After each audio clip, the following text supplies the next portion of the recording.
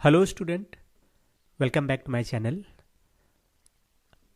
आज जो वीडियो मैं बना रहा हूँ ये वीडियो उन स्टूडेंट के लिए है जो नीलिट से ओ लेवल का कंप्यूटर कोर्स कर रहे हैं।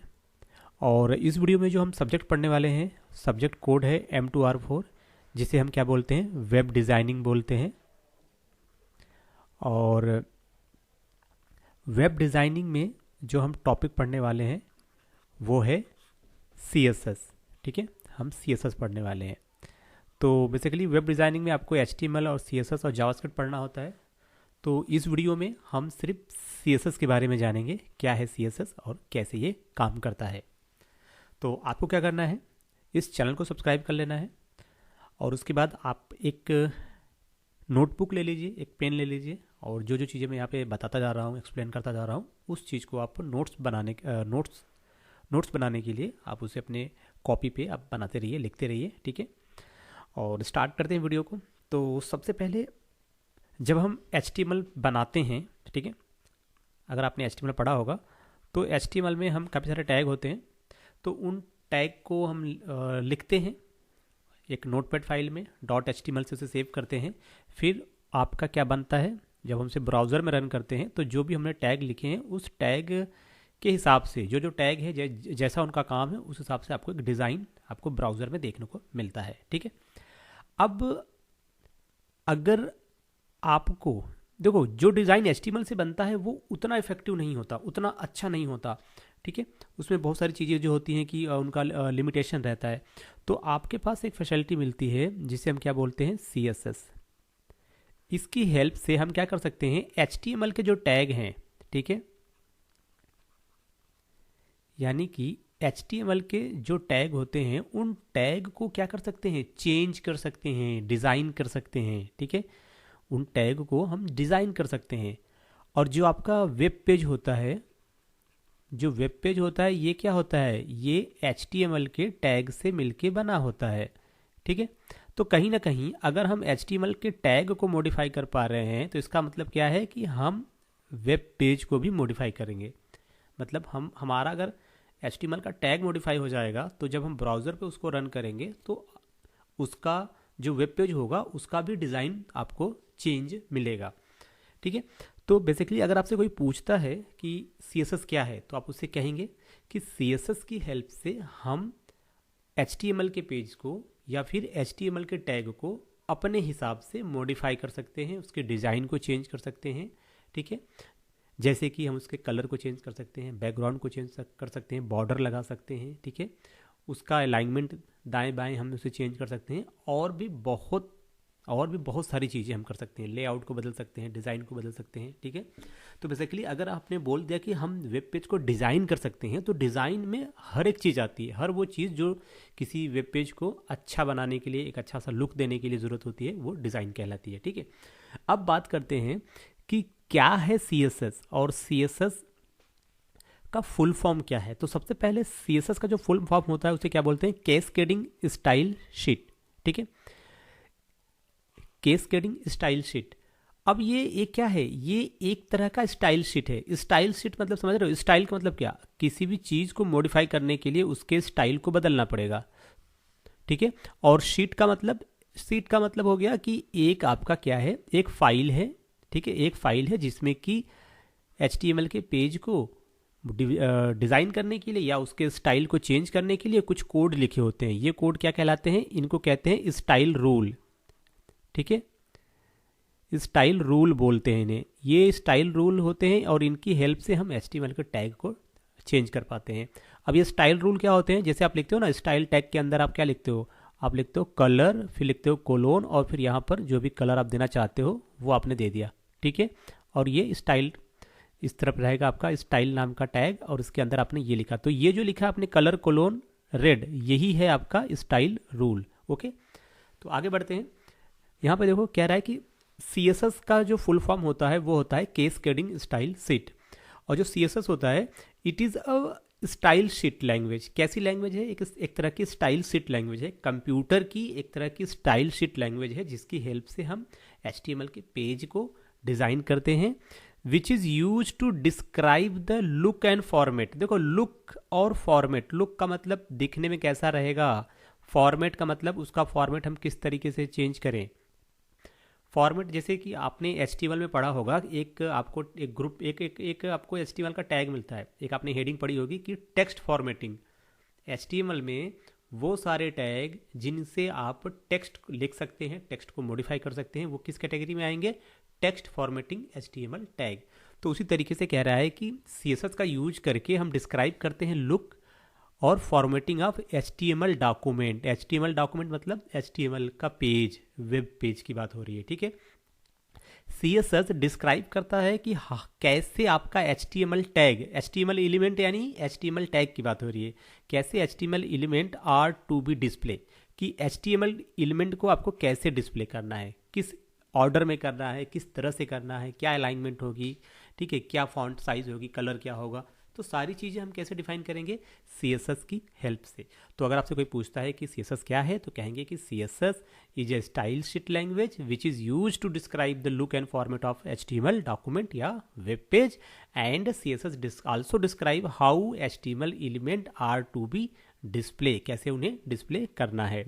उसके साथ ही साथ यहाँ पे देखिए क्लाइंट क्या कह रहा है कि CSS handle the look and feel part of web page. बिल्कुल सही, लुक एंड फील मतलब कैसा दिखेगा, कैसे काम करेगा, ठीक है, कितना रिस्पॉन्सिव होगा, और हम उसे कैसे दूसरे पेजों से अलग बना सकते हैं। तो आपको डिज़ाइन बनानी पड़ती है ना, एक अपने थॉट के हिसाब से, आप जैसा सोचते हो, आप चाहते हो कि हम इसको एक बेहतर डिज़ाइन दें, ठीक है, दूसरी वेबसाइट से अलग हो, तो आप हर तरह की चीज़ें आप CSS की हेल्प से आप कर सकते हैं। बेसिकली हमें क्या करना होता है, हमें सिर्फ HTML के जो टैग होते हैं, जो एलिमेंट होते हैं, उन एलिमेंट को मॉडिफाई करना होता है अपनी ज़रूरत के हिसाब से। फिर यहाँ पे क्या कह रहा है, CSS handle the look and feel part of web page, very good. और using CSS you can control, CSS की हेल्प से हम क्या क्या चीज़ें कर सकते हैं, using CSS we can control, हम क्या कंट्रोल कर सकते हैं कि HTML के जो टैग हैं उनका कलर कैसा हो, उनके टेक्स्ट का कलर कैसा हो। दूसरा क्या है, स्टाइल ऑफ फॉन्ट, जो टेक्स्ट होंगे उनके फॉन्ट कौन सा होगा, उसका स्टाइल क्या होगा, साइज क्या होगा, कलर क्या होगा। फिर हम क्या कर सकते हैं, CSS की हेल्प से पैराग्राफ के बीच में कितना स्पेस हम चाहिए, हम वो डिफाइन कर सकते हैं। फिर कह रहा है कि how column are size and layout, column को कैसे हम क्या साइज दें कॉलम का, फिर उनका स्ट्रक्चर कैसा हो, कैसा उनका लेआउट हम बनाएं। तो ये सारी चीज़ें भी हम हैंडल कर सकते हैं। फिर उसके साथ ही साथ बैकग्राउंड में इमेज लगाना, बैकग्राउंड में कलर लगाना, और भी कई सारी चीज़ें हम इसके थ्रू मैनेज कर सकते हैं। उसके साथ ही साथ लेआउट जो डिज़ाइन है, हम इसको क्या कर सकते हैं, चेंज कर सकते हैं। What is the layout design, जैसे कि देखो अगर आप एक होम पेज बनाते हो, यहाँ पर हम देखेंगे, अगर आप एक होम पेज बनाते हो तो उसमें क्या होगा, ये आपका हो गया हेडर पार्ट, ठीक है।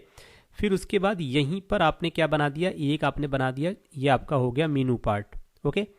अब मेनू पार्ट के बाद नीचे आएंगे तो यहाँ पर आपने बना दिया एक लेफ्ट आपका जो मेनू होगा, ठीक है। और उसके बाद ये एक एरिया होगा जिसमें आपका पूरा का पूरा कंटेंट होगा। और फिर नीचे आपने क्या बना दिया, नीचे आपने बना दिया फुटर, ओके। और ये है आपकी एक वेबसाइट, ओके। अब ये हो गई आपकी एक वेबसाइट। तो मान लो यहाँ पे है आपकी वेबसाइट का लोगो, यहाँ पे दिया गया है, और यहाँ पर आपकी वेबसाइट के बारे में कुछ लिखा गया है, what is your website name. और यहाँ पर है मीनू, तो मीनू 1 होगा इसमें, मीनू 2 होगा इसमें, मीनू 3 होगा, एंड मीनू 4। तो ये क्या है, बेसिकली आपका है ये मीनू 1, मीनू 2, मीनू 3, मीनू 4 और मीनू 5, ये आपके मीनू हो गए। यहाँ पर आपने कुछ बना रखे हैं, कुछ आपको लिंक देने हैं, कुछ पेजेस के नाम देने हैं, कुछ यहाँ पर ऐड वगैरह लगाना है यहाँ पे, ठीक है, वो कर सकते हैं। और ये है आपका मेन कंटेंट, जहाँ पर आपकी वेबसाइट की जो भी आप दिखाना चाहते हो वो आप यहाँ पे शो करोगे इस पर्टिकुलर एरिया में। तो ये क्या है, ये एक तरह का है लेआउट, इसे क्या बोल सकते हैं हम, लेआउट बोल सकते हैं। अब इसी लेआउट को आप चेंज कर सकते हो। आपने कहा नहीं ऐसा करेंगे, हम ये जो लेफ्ट वाला मेनू आप देख रहे हैं, ये जो लेफ्ट वाला आप देख रहे हैं, इसको हम रखेंगे नहीं। तो हमने एक वेबसाइट बनाया जिसमें कि हमारा ये हेडर हो गया और ये हमारा फुटर हो गया, ठीक है। और इसमें फिर हमने क्या किया, हम भैया हम इसमें अपना सारा कंटेंट दिखाएंगे और ये हमारा फुटर हो जाएगा। ठीक है, ये देखिए। तो अब ये क्या हो गया, ये भी हमारा एक वेबसाइट है तो हमने चेंज कर दिया, ये हमारा क्या हो गया, हेडर हो गया। यहाँ पे क्या होगा, हमारा मेनू होगा। ठीक है, और ये हमारा मेन कंटेंट हो जाएगा। यहाँ पे हमारा जो मेन कंटेंट होगा वो हम यहाँ पे लिखेंगे और ये हमारा क्या हो जाएगा, फुटर हो जाएगा। ओके, तो हमारे पास दो तरह की लेआउट है, एक है लेआउट नंबर 1 और दूसरा हमारे पास क्या है, लेआउट नंबर 2। ओके, अगर आप देख पा रहे हैं इसको, लेआउट नंबर 1, लेआउट नंबर 2। तो दोनों ही लेआउट में अगर आप देखोगे तो हमने क्या कर रखा है, मॉडिफिकेशन कर रखा है। ठीक है, तो ये सारी चीज़ें किसकी हेल्प से हो जाएंगी, ये सब सारी चीज़ें आप CSS से कर सकते हो। ठीक है, ये सारी चीज़ें हम CSS से भी कंट्रोल कर सकते हैं। उसके साथ एक और काम क्या करेंगे, variation of display for different device and screen size. इसको क्या बोलते हैं, इसको बोलते हैं रिस्पॉन्सिव। ठीक है, responsive web page. Responsive web page का मतलब क्या हो गया कि मान लो ये जो आप देख रहे हो अभी, जो दो लेआउट देख रहे हो, ये लेआउट आपको डेस्कटॉप व्यू है, पर जब आप इसी सेम वेबसाइट को आप छोटे डिवाइस जैसे कि मोबाइल्स में अगर आप देखना चाहोगे तो ये आपको किस तरीके से दिखेगा। ठीक है, ये मान लो मोबाइल है और यहाँ पर ये इसकी स्क्रीन है और इसी स्क्रीन में आपको ये वेबसाइट किस तरीके से दिखेगा, तो इसको भी कंट्रोल करना है, तो ये भी हम कंट्रोल करेंगे CSS की हेल्प से, ताकि जब डिवाइस का स्क्रीन साइज छोटा हो तो आपकी जो वेबसाइट है वो डिवाइस की स्क्रीन के हिसाब से अपने आप को मॉडिफाई कर ले। ये होता है रिस्पॉन्सिव वेबसाइट का काम। ठीक है, और उसके साथ ही साथ हम उसमें कई तरह के इफेक्ट भी क्या कर सकते हैं, इफेक्ट भी वेबसाइट के इफेक्ट भी कंट्रोल कर सकते हैं यूजिंग CSS। तो ये कुछ बेसिक आप कह सकते हैं कि कुछ बेसिक टास्क हैं जो कि हम CSS की हेल्प से हम कर सकते हैं। ओके, आगे चलेंगे तो यहाँ पे क्या कह रहा है, कह रहा है कि CSS used with HTML to change the style of web page and user interface. ठीक है, देखिए जब आपके पेज का स्टाइल चेंज होगा तो जाहिर सी बात है वो यूज़र इंटरफेस को भी चेंज करेगा। ठीक है, मतलब अगर आपने बहुत अच्छा डिज़ाइन किया है तो यूज़र इंटरफेस बहुत अच्छा हो गया, यार ये तो बहुत अच्छा है, सारे मेन जो ऑप्शन हैं, ज़रूरी चीज़ें हैं वो फ्रंट पे ही हैं, आसानी से दिख जाती हैं, ज़्यादा सर्च नहीं करना पड़ता। ठीक है, अगला चलते हैं। अब यहाँ पर एक और देख लेते हैं, ये डेफिनेशन क्या कह रहा है कि CSS are collection of formatting rules. ठीक है, CSS क्या है, CSS collection of formatting rule. Formatting rule का मतलब style rule. Okay, that control the appearance of content. Content क्या है, ये जो वेबसाइट है, इस वेबसाइट में जो भी चीज़ें आपने बनाई हैं, हेडर फुटर और जो मेन कंटेंट है, ये सब सारी चीज़ें क्या हैं, ये सब इसके कंटेंट हैं, इस वेब पेज के कंटेंट हैं। ठीक है, तो CSS collection of formatting rules या style rule that control the appearance of content in a web page. Okay, उसके साथ ही साथ कह रहा है कि स्टाइल शीट। जब भी कोई बोले स्टाइल शीट ना, तो समझ जाओ कि वो CSS की बात कर रहा है। जब भी कोई बोले स्टाइल शीट तो समझ जाना CSS की बात कर रहा है। ओके, तो CSS को हम क्या बोलते हैं, स्टाइल शीट भी कहते हैं इनफॉर्मल लैंग्वेज। जैसे कि HTML डॉक्यूमेंट का मतलब क्या, वेब पेज, तो उसी तरीके से स्टाइल शीट एक ऐसा डॉक्यूमेंट जिसमें सिर्फ पेज के स्टाइल के बारे में कोड लिखा गया है, वो हो गया स्टाइल शीट। अब यहाँ पे कह रहा है कि स्टाइल शीट क्या होता है, तो स्टाइल शीट को क्या कह सकते हैं, और style sheet is made up of style rule. Style sheet किसका बना होता है, स्टाइल रूल का बना होता है। Okay, that tell browser how to present a document. Style sheet style rule का बना होता है जो कि ब्राउजर को यह बताता है कि कैसे डॉक्यूमेंट को प्रेजेंट करना है, उसको कैसे दिखाना है ना। ये होता है आपका स्टाइल शीट। अब स्टाइल शीट में आपने पढ़ा स्टाइल रूल के बारे में, तो अब ये स्टाइल रूल क्या होता है, तो यहाँ पर मैं आपको बता दूं स्टाइल रूल क्या होता है, कोड वर्ड होता है। अब ये कोड वर्ड क्या होता है, देखो कोड वर्ड का मतलब, अगर आपको मान लो ये मेरे पास पैराग्राफ है, ठीक है, इसका मुझे स्टाइल चेंज करना है तो हम क्या लिखते हैं, स्टाइल लिखेंगे कोलोन, और ये क्या लिखा मैंने, कलर कोलोन मैंने लिखा रेड। ओके, और यहाँ पर मैंने लिख दिया हेलो, और यहाँ पे हमारा पैराग्राफ चेंज हो गया। तो इसका जो आउटपुट आएगा आपके ब्राउज़र में वो क्या आएगा, लिख के आएगा हेलो, वो भी रेड कलर में। तो मैंने क्या किया, अब ये स्टाइल लिखने का कोड क्या है, ये पूरा जो कोड आप देख रहे हो ये पूरा कोड है स्टाइल को डिफाइन करने का। तो मैंने क्या किया, अब इसमें देखो कलर कोलोन रेड, तो वही है स्टाइल रूल का मतलब क्या हो गया, वही जो कोड आप लिखोगे जिस कोड की, तो ये जो कोड है आपका, ये कोड आपका है स्टाइल रूल। ठीक है। अब इन्हीं स्टाइल रूल जो हैं ये क्या होते हैं, ये होते हैं each style rule is made up of A selector. जितने भी स्टाइल रूल होते हैं वो किसके बने होते हैं, सेलेक्टर के। सेलेक्टर क्या है, ये पैराग्राफ। पैराग्राफ क्या है, पैराग्राफ इज अ सेलेक्टर। तो कह रहा है कि हर style rule is made up of a selector. जितने भी स्टाइल रूल होते हैं सब सेलेक्टर के बनते हैं, क्योंकि क्या होता है कि जो भी हम स्टाइल अप्लाई करते हैं वो किसी न किसी HTML कंट्रोल पे करते हैं। तो जो HTML कंट्रोल होता है, जैसे कि पैराग्राफ, ये सेलेक्टर है। सेलेक्टर मतलब भाई मैंने पैराग्राफ को सेलेक्ट किया है कि इस पैराग्राफ के कलर को क्या करना है, रेड करना है। तो किसके कलर को रेड करना है, पैराग्राफ के कलर को रेड करना है। तो हमने सेलेक्टर क्या है, यहाँ पर हमारा पैराग्राफ है। ओके, तो इसके बारे में हम आगे जानेंगे। तो अब यहाँ पर कुछ और चीज़ें समझ लेते हैं। जो आपका CSS है, CSS का जो कह सकते हैं जो फादर होते हैं ना, फादर ऑफ CSS, वो ये हैं। इनका नाम बड़ा ही टिपिकल सा है। इनको क्या कहते हैं, हॉकुन व्यूम लाई। तो ये चाइनीज़ है मेरे ख्याल से, नाम बड़ा अजीब सा है। तो ये है बंदा, ठीक है। इन्होंने CSS को क्या किया था, बनाया था। अब आगे चलेंगे, यहाँ पे कब बनाया था, अक्टूबर 10, 1994 को, ठीक है।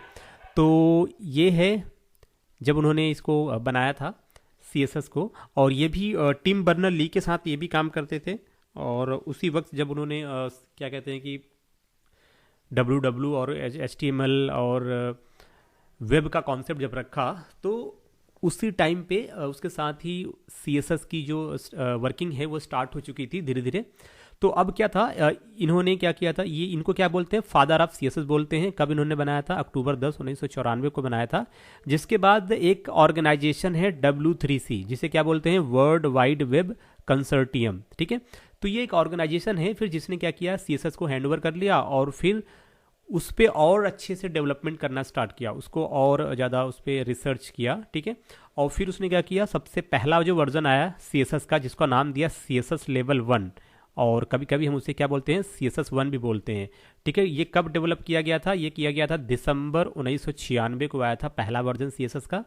फिर उसके बाद आया CSS का दूसरा वर्जन, जो कि आया था यहाँ पे आप देख सकते हैं मई 1998 को आया था। और इसके बाद CSS के फिर और एक वर्जन आया जिसमें कि था आपका CSS 2.1 और CSS 2.2 करके आया था, ठीक है। बीच में 2 और वर्जन आए थे। और उसके बाद अभी जो करंट में चल रहा है वो है CSS 3। ये सबसे लेटेस्ट वर्जन है CSS का। इसका उपयोग एक वेब पेज को सजाने के लिए होता है, बिल्कुल सही, डेकोरेशन के लिए होता है, स्टाइलिंग के लिए होता है वेब डॉक्यूमेंट को, ठीक है। Using HTML we can create web page structure. HTML से क्या बनाते हैं हम, वेब पेज का स्ट्रक्चर बनाते हैं। और using CSS we can decorate the web page. और उस वेब पेज को सजाने का काम कौन करता है, CSS करता है, ठीक है। आगे चलेंगे इसमें हम। अब देखो यहाँ पे कह रहा है कि CSS is a combination of selector and D selector. CSS क्या है, CSS एक तरह का कॉम्बिनेशन होता है सेलेक्टर का, और sorry this is declaration, okay. CSS is a combination of selector and declaration. तो अभी हम पढ़ेंगे सेलेक्टर के बारे में क्या होता है, और उसके बाद अभी हम पढ़ेंगे डिक्लेरेशन के बारे में क्या होता है ये। बट इसको पढ़ने से पहले हम फोकस कर लेते हैं कुछ एडवांटेज के बारे में, ठीक है। CSS की कुछ एडवांटेज। अब एडवांटेज क्या है CSS की, देखो CSS इस्तेमाल करने का सबसे बड़ा फ़ायदा तो है कि आप तो फ्री हो एकदम, कि आपको जैसा चाहिए डिज़ाइन आप वैसा बना दो। उसके लिए आपको CSS आनी चाहिए, इसकी हेल्प से आप उसे मॉडिफाई कर सकते हो किसी भी वेब पेज को, ठीक हो। आपको एक काम को बार बार करने से छुटकारा मिल जाता है। इसके अलावा CSS इस्तेमाल करने के अनेक फ़ायदे हैं जिनके बारे में मैं आपको भी बताऊंगा। तो जो हमारा पहला फ़ायदा है नंबर 1, जिसको बोलते हैं टाइम सेव, आपका समय बचेगा CSS से। कैसे बचेगा, तो CSS में आपको पता है कि तीन तरीके होते हैं CSS लिखने का। एक होता है आपका इनलाइन, अभी हम आगे पढ़ेंगे इसके बारे में। तो अगर हम इनलाइन CSS यूज़ करेंगे तब आप, अगर सपोज आपके वेब पेज में पैराग्राफ 100 हैं, कितने हैं, 100 पैराग्राफ टैग लगे हुए हैं, तो आप अगर आप 1 से लेके 100 तक सभी पैराग्राफ टैग का कलर चेंज करना चाहते हैं, और आप अगर इनलाइन CSS को फॉलो कर रहे हैं, तब आपको तकरीबन 100 लाइन का कोड लिखना पड़ेगा। हर पैराग्राफ में आपको सेम कोड कॉपी पेस्ट करना पड़ेगा 100 बार।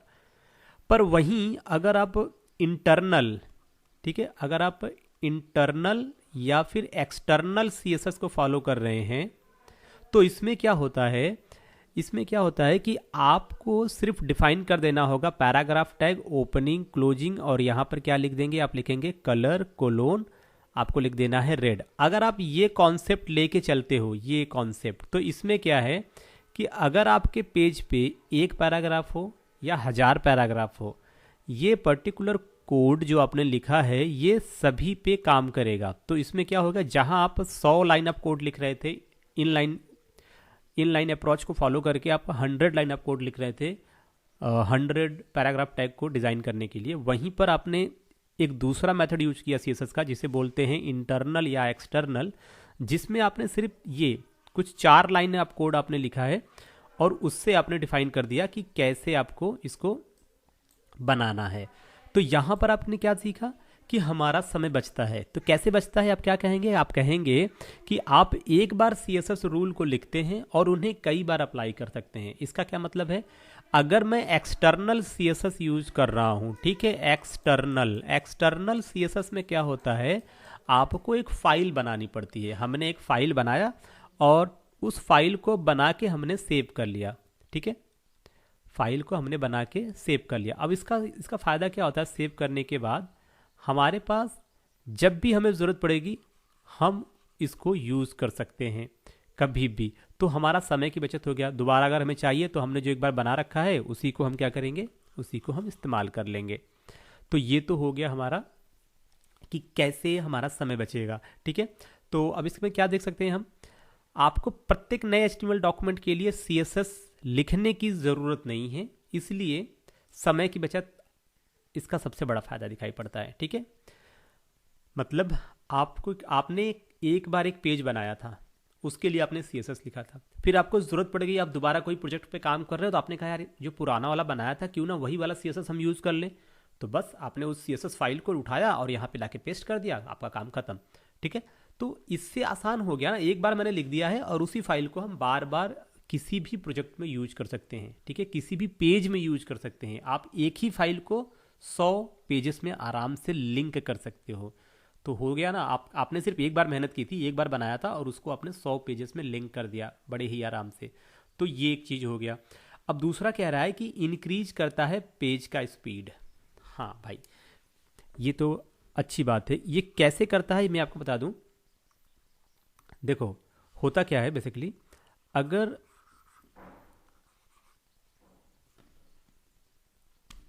एक मिनट, अगर आपके पास यहाँ पे देखो, अगर आपके पास एक HTML का डॉक्यूमेंट है, ठीक है, इस HTML के डॉक्यूमेंट में आपने करीब 50 लाइन ऑफ कोड लिख रखा है, ओके। अब 50 लाइन ऑफ कोड आपने लिख रखा है, तो अब आपने अभी तो सिर्फ HTML का कोड है 50 लाइन का, फिर आपने क्या यूज किया, फिर आपने उस पर CSS लिखना स्टार्ट किया। अब CSS चाहे आप इनलाइन लिख रहे हो या चाहे आप इंटरनल लिख रहे हो, ठीक है, ये दो, अगर आप इनलाइन लिख रहे हो और इंटरनल लिख रहे हो तो चलो मान लिया मैंने इंटरनल लिखा, इंटरनल में फिर मैंने कितना लिखा, कम से कम 40 लाइन ऑफ कोड लिखा CSS का। तो ये आपका HTML का है 50 लाइन कोड और 40 लाइन ऑफ कोड ये आपका CSS का है। तो दोनों को मिला के कितने हो गए, आई थिंक 90, ठीक है, 90 लाइन ऑफ कोड हो चुके हैं। अब 90 लाइन ऑफ कोड को रन करने के लिए ब्राउज़र को थोड़ी सी मेहनत करनी पड़ेगी और थोड़ा सा समय भी लगेगा। पर वहीं अगर लाइन ऑफ कोड कम कर देते हैं, 50 कर देते हैं, तो थोड़ा सा जल्दी हो जाएगा। तो यहाँ पर हमने क्या सीखा कि जितना ज़्यादा लाइन ऑफ कोड रहेगा उतना ही आपका जो पेज होगा हैवी हो जाएगा, है ना। ये उसी तरीके से होता है कि अगर आपके पास एक टास्क है तो एक टास्क को करने के लिए आपका समय कम लगेगा और वो जल्दी से हो जाएगा। पर वहीं आपके पास अगर 100 टास्क है तो 100 टास्क को करने के लिए थोड़ा समय तो लगेगा आपका। तो वही चीज़ है, जितना मिनिमम कोड हो पेज पे तो पेज ब्राउज़र में बहुत जल्दी डिस्प्ले होगा, तुरंत रन होगा, है ना। तो आपको वेट नहीं करना पड़ेगा। तो उसके लिए हमारे पास आता है जो कॉन्सेप्ट है एक्सटर्नल वाला। तो इसमें क्या कहेंगे, अब पूरा CSS का कोड हम कहाँ लिखेंगे, एक दूसरी फाइल में, ठीक है। तो अभी मान लो ये HTML का कोड है, ये 50 लाइन का है, और ये है आपका CSS का कोड जो कि है 40 लाइन का। तो अब हम क्या करेंगे, अब हम इसका एक लिंक यहाँ पे दे देंगे। क्या दे देंगे, लिंक दे देंगे। तो अब ब्राउज़र को क्या रन करना है, ब्राउज़र को सिर्फ 50 लाइन ऑफ कोड रन करना है, और जहाँ पे स्टाइल दिया गया होगा तो आपने इस पेज का लिंक तो कर ही रखा है, जब ज़रूरत पड़ेगी तब हम इस वाले एक्सटर्नल CSS वाली फाइल से वो पर्टिकुलर जो भी आपने कोड लिखा है उस कोड को ले आएंगे और यहाँ पर अपने टैग को मॉडिफाई कर लेंगे। तो ब्राउज़र स्टिल क्या रन करेगा, 50 लाइन ऑफ कोड रन करेगा, ठीक है। और जब ज़रूरत पड़ेगी तो हमने रेफरेंस दे रखा है कि भैया CSS यहाँ से उठा लेना, तो वो आसानी से आ जाता है। तो इसमें क्या होता है कि ब्राउज़र का जो लोड है वो थोड़ा सा कम हो जाता है, क्योंकि पेज आपका लाइट वेटेड रहता है, तो आप आसानी से उसे फास्टर तरीके से लोड कर सकते हैं, ठीक है। आगे चलेंगे हम। अब यहाँ पर आता है आपका क्या कह रहा है, इंक्रीज पेज का स्पीड। कैसे होगा ये इंक्रीज, HTML डॉक्यूमेंट में दर्जनों एलिमेंट होते हैं, मतलब एक से ज़्यादा एलिमेंट होते हैं, जिनके लिए हमें अलग अलग स्टाइल्स रूल सेट, ठीक है, स्टाइल रूल सेट, मतलब वही जो कोड की बात हो रही थी, स्टाइल रूल सेट करने पड़ते हैं, ठीक है। और किसी किसी में तो इनकी संख्या हजारों होती है, ठीक है, इसीलिए वेब पेज का साइज बढ़ जाता है। लेकिन CSS की मदद से केवल एक स्टाइल शीट में ही सभी एलिमेंट के लिए हम CSS लिख सकते हैं, ठीक है। जैसे मैंने क्या बोला कि जो मेरा पेज है इसमें कितने 50, मान लो मैंने 50 HTML यूज़ किए हैं, HTML टैग यूज़ किए हैं।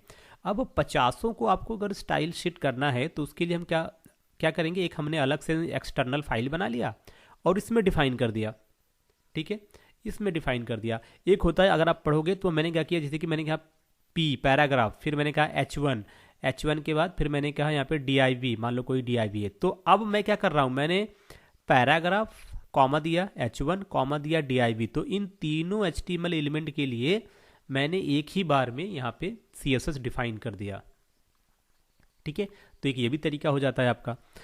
तो जितना कम रहेगा टैग उतना ही फास्ट आपका पेज लोड होगा, ठीक है। दूसरा आता है इजी टू मेंटेन। अब इसका क्या कॉन्सेप्ट है, इजी टू मेंटेन। पूरी वेबसाइट के लिए सिर्फ एक स्टाइल शीट में CSS रूल सेट कर सकते हैं, इसलिए हमें एक फाइल को मैनेज करने में कोई परेशानी नहीं होती। देखो इसका मतलब क्या है, देखो होता क्या है कि हम बनाते हैं एक वेबसाइट, क्या बनाते हैं, वेबसाइट। वेबसाइट क्या होता है, वेबसाइट आपका होता है collection of web page, collection of pages होते हैं मान लीजिए। अब ये जो कलेक्शन ऑफ पेजेस हैं, अब इन कलेक्शन ऑफ पेजेस ये किससे बनते हैं, ये बनते हैं HTML से। एक मिनट, ये बनते हैं किससे, HTML से बनते हैं ना। HTML से क्या बनता है आपका, आपका बनता है वेब पेज। अब हमने क्या किया है, हमने इस वेबसाइट में मान लो एक वेबसाइट बनाया, इस वेबसाइट में है टोटल 30 पेजेस हैं, और यहाँ पर CSS का सिर्फ एक पेज है, एक पेज है जो कि CSS का है ना, एक पेज CSS का है। अब ये जो CSS का सिंगल पेज है, ये पेज इन 30 पेज के साथ शेयर है। तो पेज एक बनाया CSS का, और उसी पेज को मैंने 30 के 30 जो आपके HTML की फाइल हैं उनके साथ शेयर कर रखा है। तो अगर आपको कभी भी कुछ मॉडिफिकेशन करना होगा तो आपको ढूंढना नहीं पड़ेगा, मतलब ये 1 2 3 4, ठीक है। अगर आपने HTML हर फाइल में जाके इनलाइन HTML यूज़ किया है, इनलाइन CSS यूज कर रखा है, तब तो आपको 30 पेज में जाना पड़ेगा यार, कहाँ पे डिफाइन किया है, कलर की प्रॉपर्टी चेक करो, हाँ। तो हर पेज में जाके आपको डिफाइन करना, आपको चेक करना पड़ेगा, उसे मैनेज करना पड़ेगा। मान लो कल को आपको कलर चेंज करना है वेबसाइट का, आप चाहते हो कि जहाँ जहाँ टेक्स्ट कलर ये ग्रीन है वहाँ वहाँ हम इसे रेड कर दें, तो आप उसके लिए क्या करना पड़ेगा, आपको हर पेज में जाना पड़ेगा, उसमें देखना पड़ेगा कहाँ पे कलर सेट किया है। उससे अच्छा क्या है, अगर आपके पास एक CSS का फाइल होता तो आपको कहीं जाने की ज़रूरत नहीं थी, सिर्फ इसी CSS की फाइल में आप जाते, इसी को ओपन करते, और इसी में जहाँ जहाँ आपने कलर डिफाइन कर रखा है वहीं जाके आप उसे मॉडिफाई कर देते। तो कहने का मतलब ये है कि 50 फाइलों में जाके वहाँ पे एडिट करने से अच्छा है कि आप एक फ़ाइल ओपन करो और उसी फाइल में जो भी एडिटिंग करनी है आप कर दो। तो इससे क्या होगा, मैनेज आपका आसान हो जाता है। तो इसीलिए कह रहा है कि अगर हमने एक स्टाइल शीट बनाया है पूरी वेबसाइट के लिए, तो जब भी हमें मैनेज करना होगा तो हम उसी स्टाइल शीट में जाके अपने कोड को चेंज कर देंगे। ठीक है, पूरी वेबसाइट के लिए सिर्फ एक ही CSS फाइल में पूरी स्टाइल लिख सकते हैं। ठीक है, लिख सकते हैं, ज़रूरी नहीं कि एक ही में लिखो, आप 10 बना सकते हैं। हेडर के लिए अलग स्टाइल शीट बना दिया, मेनू के लिए अलग स्टाइल शीट बना दिया। ठीक है, ये आपकी जिम्मेदारी है। पर हाँ, अगर आपने 10 बनाए हैं फिर भी तो 25 से तो कम है। जहाँ 25 पेज पे जाओगे वहाँ पे चेक करोगे कहाँ कहाँ चेंज करना है, उससे अच्छा क्या है CSS की एक फ़ाइल बनाओ, उसके अंदर जो भी चीज़ें हैं उनको आप मॉडिफाई कर सकते हो। तो इससे क्या हो जाएगा, ऐसा करने से जो कोड हो एक जगह आपको मौजूद, मतलब एक ही पेज पे सारे कोड आपको मिल जाते हैं। जो भी मॉडिफिकेशन करना है आप आसानी से कर लेते हो और इजी रहता है, अंडरस्टैंडेबल रहता है और ये मैनेजेबल, जो आपका मैनेजमेंट होगा ना इस पेज का वो सही हो जाएगा। ठीक है, यदि एलिमेंट में कुछ बदलाव करना होता है तो उन्हें ढूंढने के बजाय स्टाइल शीट में उसे अपडेट करना आसान हो जाता है। ठीक है, अगली चीज़ आती है प्रोवाइड रिस्पॉन्सिव वेब पेज। देखो, रिस्पॉन्सिव वेब पेज का मतलब क्या होता है कि चाहे आप डेस्कटॉप में देखो या बड़े मॉनिटर में देखो, ठीक है, या फिर आप टैबलेट में देखो या फिर आप मोबाइल में देखो, ठीक है, तो आप किसी भी डिवाइस में वेबसाइट को ओपन करो, हर डिवाइस में आपका जो वेबसाइट हो वो आसानी से फिट हो जाए। कोई भी ऐसा पार्ट ना हो जो डिवाइस में दिखे ना। मतलब आपने एक पेज बनाया, आधा पार्ट दिख रहा है, आधा पार्ट अंदर दबा हुआ है, छिपा हुआ है, तो यूज़र को लगेगा यार दिख नहीं रहा ठीक से सारी चीज़ें। तो अगर वो जैसे कि बड़े डिवाइस पे चले गए तो थोड़ा सा आपका जो वेबसाइट हो वो थोड़ा सा क्या हो जाए और बड़ा हो जाए, उसमें सारी चीज़ें प्रॉपर दिखें। अगर डिस्प्ले छोटा हो तो वो अपने आप को आसानी से क्या कर लें, मॉडिफाई कर लें, ताकि सारा सब कुछ यूज़र को दिखे, कुछ भी डिस्प्ले में दाएं बाएं छिपा ना हो। तो इसे बोलते हैं responsiveness according to the device. तो अगर आप HTML में वेब पेज को प्रत्येक डिवाइस के लिए ऑप्टिमाइज नहीं कर सकते, ठीक है, HTML की हेल्प से आप ऑप्टिमाइज नहीं कर सकते, बट अगर उसमें अगर आप CSS को यूज़ करोगे, CSS की एक होती है मीडिया क्वेरी, ठीक है, क्या बोलते हैं मीडिया क्वेरी, CSS में होती है। इसकी हेल्प से हम किसी भी वेब पेज को फ्लेक्सिबल बना सकते हैं ताकि वो मोबाइल पे उसका व्यू कुछ और दिखे और डेस्कटॉप पे उसका व्यू कुछ और दिखे। ठीक है, इसे बोलते हैं रिस्पॉन्सिवनेस। आगे चलते हैं, यहाँ पे हम बात करते हैं अब CSS के कुछ हिस्ट्री के बारे में। जैसे कि आप लोग O लेवल का कोर्स कर रहे हैं तो थोड़ा बहुत तो आपको यहाँ पे हिस्ट्री आप चाहते हो आप इंटरनेट से निकाल सकते हो, बट कुछ हिस्ट्री मैं आपको यहाँ पे बताना चाहूँगा। जैसे कि सिंपल है, ये हैं इसके जनक, इनका नाम यहाँ पर आप देख सकते हो। पहला वर्जन आया था 1994 में और उसके बाद आप देख सकते हो इसे फिर W3C ने इसे हैंडओवर कर लिया और फिर पहला जो आया था इसका पहला CSS1 वो आया था दिसंबर 96 में। और उसके बाद जो यहाँ पे देखो CSS वर्जन 1 से और 1 से 3 वर्जन को प्रकाशित किया जा चुका है, जिसमें CSS लेवल 2 है और CSS लेवल 2.1 है और CSS लेवल 3। जो 3 है ये क्या है, यही एक लेटेस्ट वर्जन है। ठीक है, तो पहले आया था CSS1, फिर CSS2, फिर आया था CSS 2.1 and then CSS 3। Okay, अब आगे चलेंगे। यहाँ पर अब हम बात करते हैं CSS क्या है। CSS is a collection of selector और declaration. Selector and declaration. Selector का मतलब होता है कि जो आप CSS लिखने जा रहे हो वो किसके लिए लिखने जा रहे हो। जैसे कि मान लो एक यहाँ पर है हेलो, एक पैराग्राफ आपने लिखा हेलो और उसके बाद वहीं पर यहाँ पर एक हेडिंग है। ठीक है, हेडिंग में आपने लिखा, मान लो यहाँ पे लिखा कंप्यूटर। ओके, तो ये क्या है, ये है H1। तो मेरे पास 2 टैग हैं। अब अगर मैं अगर मुझे स्टाइल लिखना है, इन दोनों के लिए अगर मुझे CSS का कोड लिखना है तो मुझे पहले बताना पड़ेगा कि मैं किसके लिए लिखने वाला हूँ CSS। तो मैं क्या लिखूंगा, मैं लिखूंगा P। तो what is the P for paragraph. तो मैं पैराग्राफ के लिए लिखने वाला हूँ क्या कोड, तो मैंने लिखा P, ये लिखा, यहाँ पे लिखा क्या कलर, और जो भी कलर आप देना चाहते हो कलर का नाम दे दीजिए। ओके, फिर हम क्या देना चाहते हैं, फॉन्ट देना चाहते हैं, तो फॉन्ट की साइज हम देना चाहते हैं, यहाँ पे डैश लगाइए, फॉन्ट साइज, फिर कोलोन लगाइए, ये आपने दिया 15 पिक्सल। ओके, फिर अगर आपको बॉर्डर देना है तो क्या लिखेंगे, बॉर्डर, और यहाँ पे दिया 2 पिक्सल सॉलिड। ओके, और उसके बाद मैंने इसको यहाँ पे क्लोज कर दिया। तो ये जो स्टाइल शीट हमने यहाँ पे बनाया है, तो ये जो पूरा आप देख रहे हो जो मैंने बनाया है, ये किसके लिए है, ये है सिर्फ पैराग्राफ के लिए। पैराग्राफ यानी P टैग के लिए है, ये पूरा का पूरा कोड P टैग के लिए। और यहाँ पे सेलेक्टर क्या है, ये जो मैंने लिखा है दिस इज द सेलेक्टर। यहाँ पर ये जो आप देख रहे हो ये क्या है, सेलेक्टर। अब सेलेक्टर में डिक्लेरेशन क्या है, ये है एक डिक्लेरेशन, ये है दूसरा डिक्लेरेशन और ये है तीसरा डिक्लेरेशन। डिक्लेरेशन मतलब पहला डिक्लेरेशन क्या था कि कलर को ग्रीन कर दो, पहला डिक्लेरेशन। दूसरा डिक्लेरेशन क्या है, फॉन्ट साइज को 15 पिक्सल कर दो, ये है दूसरा डिक्लेरेशन। तीसरा डिक्लेरेशन क्या था, बॉर्डर जो है उसको साइज 2 पिक्सल कर दो और उसके जो स्टाइल है वो सॉलिड कर दो। तो ये आपका तीसरा डिक्लेरेशन। तो 3 डिक्लेरेशन मैंने यहाँ पे कर दिए हैं। अब इस चीज़ को हम समझेंगे एग्जाम्पल की हेल्प से। थोड़ा सा हम थ्योरी पार्ट कवर कर लेते हैं, फिर हम चलेंगे एडिटर की तरफ, जहाँ पे हम इसके रन करके मैं आपको दिखाऊंगा कि कैसे ये काम करेगा। तो पहले समझते हैं सेलेक्टर क्या है। देखो, जब भी कोई कहे कि सेलेक्टर क्या है तो कह देना सेलेक्टर एक HTML टैग होता है, या फिर सेलेक्टर जो होता है वो HTML टैग को रिफर करता है, ठीक है।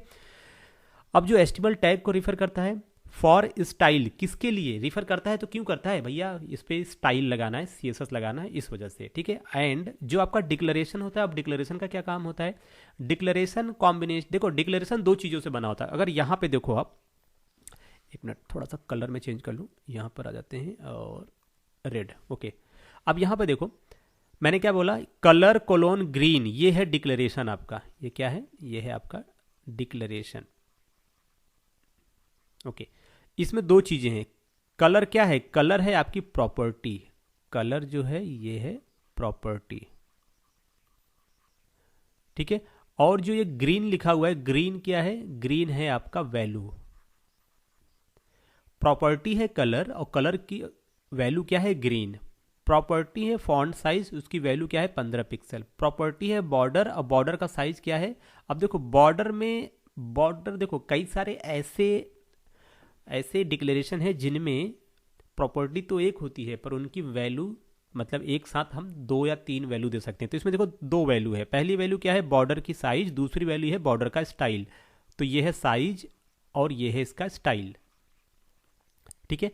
तो यही है डिक्लेरेशन। तो declaration is a combination of property and value of style sheet. तो यहां पे देखो, अगर आप इस इमेज में ध्यान से फोकस करो तो ये क्या है, ये टैग है HTML टैग, जिसको क्या बोलेंगे, डिक्लेरेशन। अब इस HTML टैग में हमने क्या लिखा है, CSS अप्लाई कर रहे हैं, इनलाइन CSS। हमने लगाया स्टाइल नाम का attribute, style is equal to font family colon Arial. तो ये फॉन्ट फैमिली क्या है, द फॉन्ट फैमिली को अगर हम देखें, फॉन्ट फैमिली आपका यहाँ पे आप देखो, ये ऐसे चले आओ, फॉन्ट फैमिली आपका प्रॉपर्टी है, ठीक है।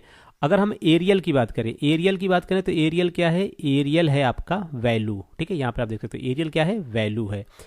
अब ये दोनों मतलब प्रॉपर्टी और वैल्यू को अगर आप मिलाओगे तो क्या बनेगा, इनको आप मिलाओगे तो बनेगा डिक्लेरेशन, ओके। इन दोनों को क्या बोलते हैं, डिक्लेरेशन। इसका मतलब ये जो लिखा गया है फॉन्ट फैमिली कोलोन एरियल, ये सब क्या है, ये हैं आपके डिक्लेरेशन, ठीक है।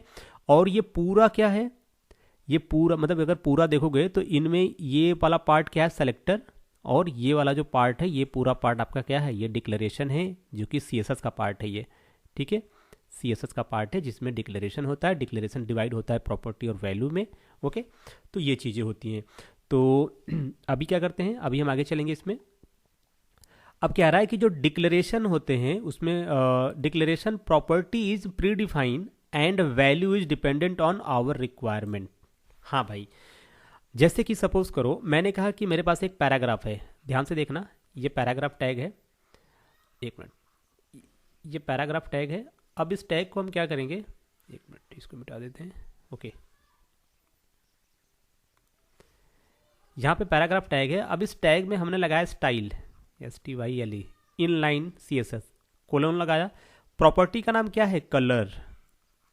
ये जो प्रॉपर्टी है फिक्स है, मतलब जब भी आपको किसी टेक्स्ट का कलर चेंज करना होगा तो उसके लिए हम कौन सी प्रॉपर्टी को यूज करेंगे, कलर प्रॉपर्टी को।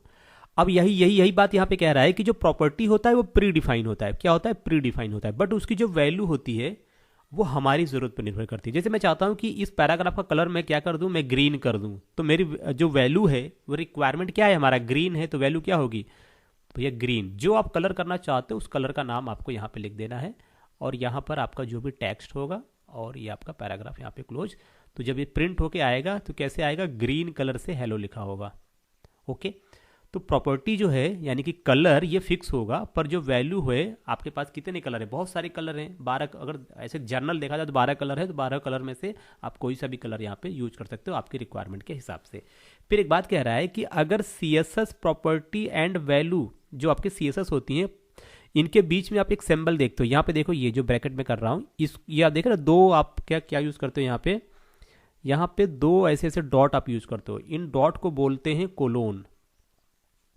ठीक है, इनका काम क्या होता है, यहाँ पे देखो कलर है, फिर बीच में ये लगा हुआ है, ठीक है, कोलोन, और उसके बाद ग्रीन। तो प्रॉपर्टी और वैल्यू के बीच में रिलेशनशिप या फिर उन्हें कनेक्ट करने के लिए हम ये, या फिर सेपरेट करने के लिए हम ये सिंबल यूज कर सकते हैं। ठीक है, तो CSS property and value separated by a symbol जिसका नाम होता है कोलोन, इस सिंबल से हम इनको सेपरेट करके रखते हैं, बीच में थोड़ा सा डिस्टेंस यानी कि कनेक्ट करके रखते हैं। अब यहाँ पे देखो to separate more than one property, अब एक से ज़्यादा प्रॉपर्टी को आपको सेपरेट करना है, तो उसके लिए हम क्या यूज़ करेंगे, हम सेमी कॉलम यूज़ करेंगे एक से ज़्यादा प्रॉपर्टी को सेपरेट करने के लिए। अब ज़रा सा गौर करो, ये जो आप देख रहे हो, ये पूरा लाइन जो आप देख रहे हो ना यहाँ से, इसको आप ज़रा सा गौर से देखो, जो हाईलाइटेड है येलो कलर से, मैं इसको बॉक्स कर दे रहा हूँ। ठीक है, इसमें व्हाट इज H1, ठीक है, ये जो आपका H1 है, H1 इज अ सेलेक्टर।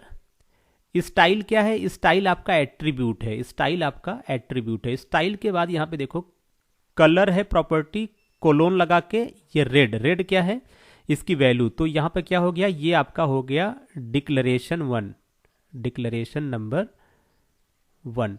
फिर देखो यहाँ पे लगाया मैंने सेमी कॉलम, अब दूसरा डिक्लेरेशन स्टार्ट हुआ। फॉन्ट की साइज को क्या करना है, 10 पिक्सल, ये आपका हो गया डिक्लेरेशन नंबर 2।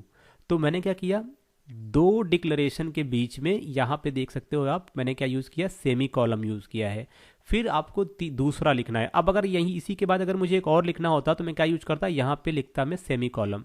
ठीक है, 10 पिक्सल के बाद मैं लगाता सेमी कॉलम, फिर मान लो मुझे बॉर्डर देना है तो मैं लिखता बॉर्डर, यहाँ पे लगाता कोलोन और फिर 2 पिक्सल ऐसे। ठीक है, तो ये चीज़ें हो गई। तो यहाँ पे क्या दो डिक्लेरेशन को हम सेमी कॉलम के हेल्प से क्या कर सकते हैं, सेपरेट कर सकते हैं। ठीक है, तो ये चीज़ें आई होप कि आपको समझ में आ गई होंगी। एक बार मैं इसे आपको दिखा देता हूँ। ठीक है, यहाँ पर आप देख सकते हो ये जो चीज़ है ये सेमी कॉलम है, यहाँ पे लगा हुआ है। ओके, अब आगे हम चलें तो यहाँ पर क्या कह रहा है कि there are 3 different technique to write a CSS code. ठीक है, तो कभी आपसे ये पूछता है कि टाइप ऑफ CSS बोले, या फिर 3 मेथड बताइए CSS को लिखने का, या CSS को कितने प्रकार से हम डिफाइन कर सकते हैं। ठीक है, या फिर टाइप ऑफ CSS, तो उन सब का आंसर एक ही है। ये पूरा देखो CSS को लिखने के या बनाने के या CSS के टाइप अगर ऐसा कुछ आए तो यही है उसका आंसर। CSS 3 प्रकार के होते हैं। 3 प्रकार का मतलब इन्हें 3 तरीके से हम बना सकते हैं। पहला तरीका होता है इनलाइन, मतलब इनलाइन में क्या होता है, जैसे कि आपने क्या लिखा, पैराग्राफ लिखा, अब इसी में आपने लिखा स्टाइल नाम का एट्रीब्यूट, और उसके बाद यहाँ पे कोलोन लगाया, फिर आपने लिखा प्रॉपर्टी है कलर कोलोन और इसकी वैल्यू है रेड। ठीक है, ये तो अगर आप इस तरीके से कुछ लिख रहे हो, मतलब पहले मैंने क्या किया, पहले मैंने पैराग्राफ बनाया, इसी में स्टाइल लगाया, यहीं पे कलर दे दिया, ये जो हेलो होगा इसका कलर क्या हो जाएगा, अब रेड हो जाएगा। तो इसको बोलते हैं इनलाइन CSS। दूसरा आपका आता है इंटरनल CSS। इंटरनल CSS में क्या होता है, आपको हेड जो है आपका हेड सेक्शन के अंदर आपको लिखना होता है एक स्टाइल नाम का एट्रीब्यूट, स्टाइल ओपन, और आपको लिखना होगा STY। ठीक है, स्टाइल को क्लोज करना होगा और इसके अंदर आपको डिफाइन करना होगा जो भी है, जैसे कि पैराग्राफ के लिए लिख रहे हैं तो P, और इस यहाँ पे लिखेंगे क्या, कलर कोलोन रेड। ठीक है, तो ये आपका रहेगा हेड सेक्शन के अंदर, और लास्ट में आपका जो हेड होगा वो क्या रहेगा, क्लोज हो जाएगा, हेड आपका क्लोज हो जाएगा। ठीक है, तो इसको हम हेड में लिखते हैं। और जो आपका थर्ड है, the third number is external CSS। External CSS में क्या करते हैं, हम एक फाइल बनाएंगे HTML की, तो यह है आपकी HTML की फाइल, और एक फाइल बनाएंगे हम CSS की। ओके, और दोनों जो CSS है इसका लिंक हम HTML में रख देंगे, इसका एक हाइपर लिंक कर देंगे HTML में, इसका लिंक हम यूज़ कर लेंगे, बस ये हम करते हैं। और जो आपका एक्सटर्नल CSS होता है ये बेस्ट होता है, आजकल के जो वेब डिज़ाइनर हैं वो एक्सटर्नल CSS ही यूज़ करते हैं किसी भी वेबसाइट को बनाने के लिए। जिसमें क्या होता है, आपका जो वेब पेज होता है, पहली बात तो वो ब्राउज़र में बहुत तेज़ लोड होता है। क्यों?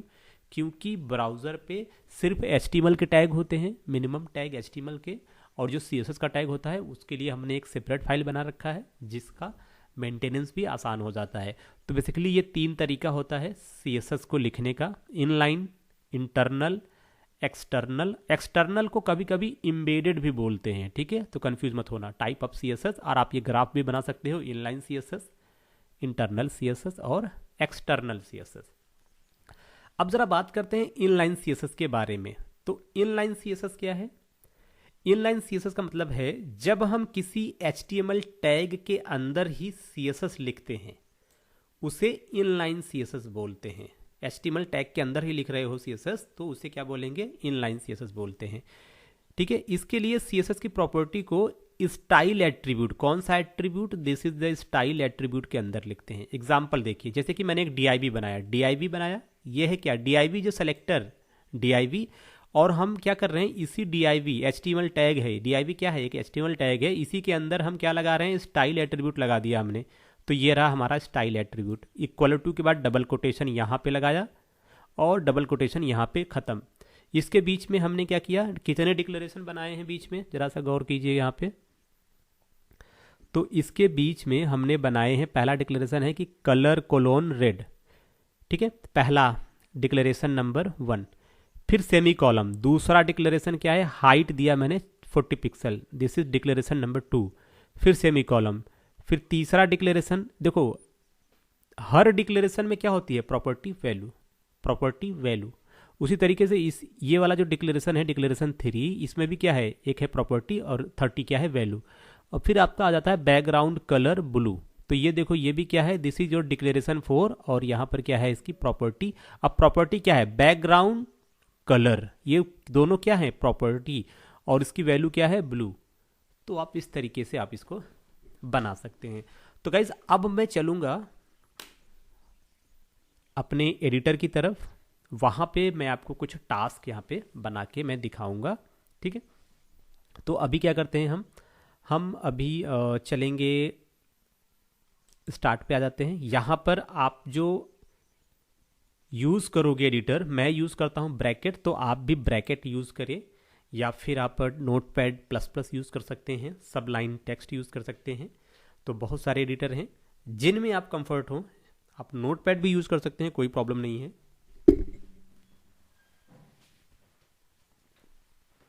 तो यहाँ पर मेरा जो एडिटर है ये मैंने ओपन कर लिया है। तो अब हम क्या करेंगे, सबसे पहले हम फाइल में चलेंगे, तो एक फ़ोल्डर बना लेते हैं। तो यहाँ पर आइए ओपन फोल्डर, अगर आपने फ़ोल्डर बना रखा है तो फ़ोल्डर को ओपन कर लीजिए। तो यहाँ पर हम एक फ़ोल्डर बना लेते हैं।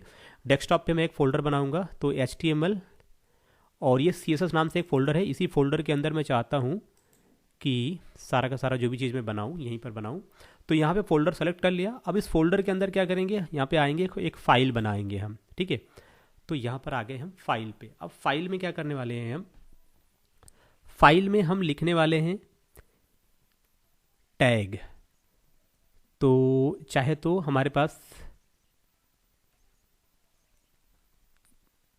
सबसे पहले क्या लिखते हैं हम यहाँ पे लिखेंगे डॉक टाइप,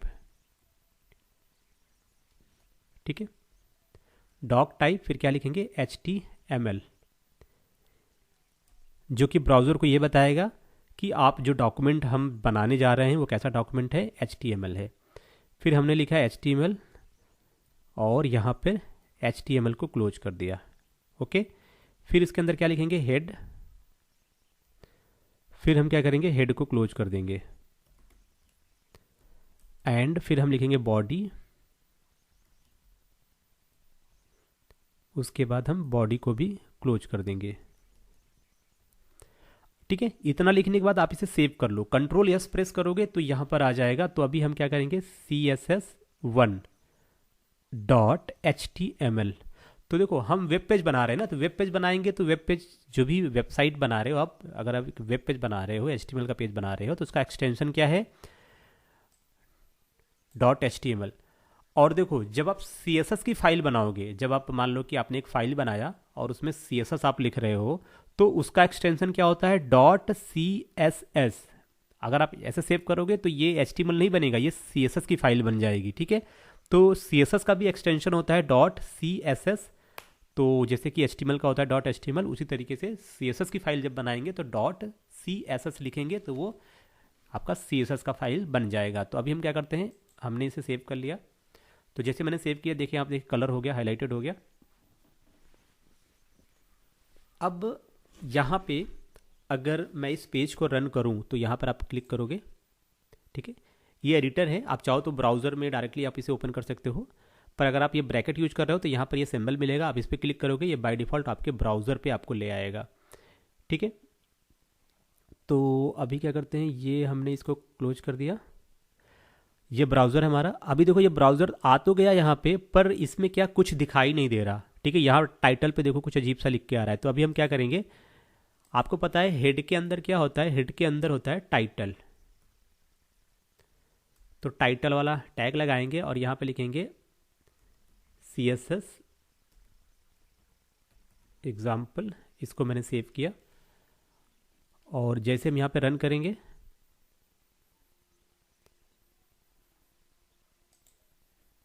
इसको रिफ्रेश करिए, यहाँ पे क्या दिखाई दे रहा है, CSS एग्जाम्पल दिखाई दे रहा है। ओके, अब इसके अंदर हम क्या करते हैं, इसके अंदर हम लेते हैं एक H1 टैग। यहाँ पे मैंने लिखा O लेवल कंप्यूटर कोर्स, ठीक है। ये मैंने लिखा हेडिंग में। इसके बाद यहाँ पे मैंने लिखा पैराग्राफ लगाया और यहाँ पे मैं क्या लिखना चाहता हूँ, मैं लिखना चाहता हूँ कि this is a paragraph. Okay, this is a paragraph.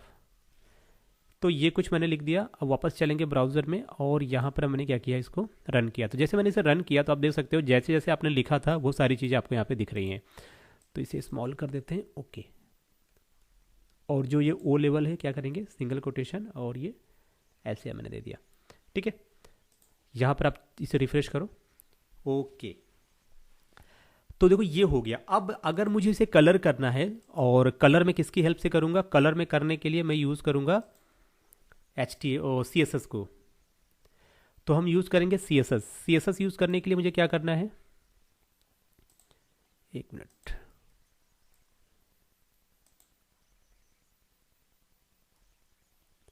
ठीक है। तो जो पहला तरीका है, पहला तरीका क्या कहते हैं, आपको ऐसे लिखना है, इसे लिखना है ये 1 2 3, ठीक है, इन लाइन CSS 1 2 3, ओके। तो ये मैंने क्या किया, ये है कमेंट लगाने का तरीका। HTML डॉक्यूमेंट में कमेंट कैसे लिखते हैं, ऐसे लिखते हैं। ये जो कमेंट होगा ये एग्जीक्यूट नहीं होगा। जब भी कर्सर इसे एग्जीक्यूट करने के लिए आएगा, जैसे उसे ये मिलेगा वो समझ जाएगा कि ये क्या है, ये कमेंट लाइन है। तो इसको वो स्किप करके फिर वापस लाइन नंबर 10 पे मूव कर जाएगा, ठीक है। अच्छा, तो इनका आउटपुट कैसा दिख रहा है आपको, इनका आउटपुट आपको ऐसा दिख रहा है। अब मैं क्या चाहता हूँ, मैं चाहता हूँ कि ये जो पूरा O लेवल लिखा है इसका कलर चेंज हो जाए। तो उसके लिए क्या करेंगे, जो ओपनिंग टैग है, देखो दो टैग हैं यहाँ पे देखो, H1 का ये ओपनिंग टैग है, और जो क्लोजिंग टैग होता है उसमें हमेशा आपको एक ये आपको स्लैश मिल जाता है एक, ठीक है। ये स्लैश आपको मिल जाता है। जिस भी टैग में ये स्लैश लगाओ समझ जाना कि वो कैसा टैग है, क्लोजिंग टैग है। और ज़्यादातर टैग्स में पेयर वाइज होते हैं, मतलब उनका जोड़ा होता है, ओपनिंग होगा तो उसका क्लोजिंग भी होगा। तो हमें क्या करना है, ओपनिंग टैग में आना है। यहाँ पे क्या लिखेंगे, हम लिखेंगे स्टाइल। स्टाइल नाम का एक एट्रीब्यूट होता है, तो स्टाइल इज इक्वल टू, और उसके बाद क्या लिखेंगे, ये style is equal to double quotation. Double quotation के अंदर मैंने क्या बोला, अगर आपको कलर चेंज करना है तो सीधा लिखिए आप कलर। कलर के बाद आपको क्या लगाना है, कोलोन। जैसे ही कोलोन लगाएंगे फिर उसके बाद आपको जो कलर का नाम देना है, कलर का नाम दे दो। तो मैंने नाम दिया रेड। फिर आप इसे सेव कर लो, और सेव करने के बाद बस अपने ब्राउज़र को आप यहाँ पे आओ, इसे रिफ्रेश करो। इसका कलर क्या हो गया, इसका कलर आप देख सकते हो, आपने कलर दिया था, इससे इसका कलर यहाँ पे चेंज हो गया। अगर मैं कर दूँ यहाँ पे ग्रीन, तो जो भी आप नाम दोगे, यहाँ पे मैंने ग्रीन का नाम दिया, तो अब इसका कलर क्या हो गया, ग्रीन हो गया, ठीक है। अब मुझे दूसरा डिक्लेरेशन, अब मुझे एक और प्रॉपर्टी इसमें मेंशन करनी है कि मैं चाहता हूँ कि फॉन्ट साइज और बड़ा कर दूँ। तो क्या लगाएंगे आप, यहाँ पे लगाएंगे सेमी कॉलम, फिर क्या लिखेंगे, फॉन्ट डैश साइज, क्या लिखेंगे, कोलोन, साइज कितने देंगे, मैंने कहा 120 पिक्सल, ठीक है, 120 पिक्सल। अब क्या होगा, ये देखो इसका साइज कितना हो गया, 120 पिक्सल हो गया। पर अगर इसी को हम हटा देते हैं, मतलब सेमी कॉलम को हटा दिया, अब अगर मैं इसको रन करूंगा तो क्या होगा, तो देखो बिल्कुल अब कलर भी गायब हो गया और फिर से पहले जैसा हो गया। तो इसका मतलब क्या है, ये जो प्रॉपर्टी मैंने मेंशन किया है CSS का, ये प्रॉपर्टी क्या है, सही नहीं है। ओके, ये प्रॉपर्टी सही नहीं है। इसमें क्या हो रहा है, आपको ये एक प्रॉपर्टी है, इसको अलग रखो, सेमी कॉलम लगाओ, ये दूसरी प्रॉपर्टी है, इसको अलग रखो। ओके, यहाँ पे ये देखो इतना बड़ा हो गया, पर मैं इसे क्या करूँगा, इसको मैं करूँगा 20 पिक्सल। तो जैसे अगर मैंने इसे 20 पिक्सल किया, फिर आप यहाँ पे देख सकते हैं ये आपको दिख रहा है। अच्छा, अब अगर मैं चाहता हूँ सेम ग्रीन कलर पैराग्राफ का भी हो जाए, ग्रीन कलर और फॉन्ट साइज, तो हम क्या करेंगे, यहाँ पे भी आएंगे। अभी क्या करना है मुझे, फिर से क्या लगाना है, स्टाइल, स्टाइल लिखा, फिर से इसमें क्या देना है मुझे, कलर कोलोन, क्या लिखेंगे, ग्रीन, सेमी कॉलन, फिर क्या लिखना है, फॉन्ट साइज, ये क्या होगा, 20 पिक्सल। ओके, ब्राउज़र में आ गए। अब देखो मैंने क्या किया, इसको भी सेम वैसे ही लिखा। तो उसके लिए क्या करना है, ये वाला कोड जो मैंने यहाँ पे दिया है, सेम यही कोड मैंने यहाँ पे दिया। अब अगर मेरे पास सपोज करो कि अब यहाँ पे एक मेरे पास और हेडिंग है, यहाँ पे लिखा है व्हाट इज CSS। ओके, ये कलर है। अब मैं चाहता हूँ कि H3 मतलब ये जो ये वाला हेडिंग है, इसका भी कलर ग्रीन हो जाए। तो अब मुझे क्या करना है, ये देखो देखो बेसिकली अगर आपको सिर्फ कलर, यहाँ पे कलर भी ग्रीन हो जाएगा टेक्स्ट का, और टेक्स्ट का जो फॉन्ट साइज है 20 हो जाएगा। तो ये मैंने कॉपी किया, यहाँ से इसको मैंने कॉपी किया पूरा, और यहाँ पर आना है, आपको स्पेस देना है, यहाँ पे पेस्ट कर देना है।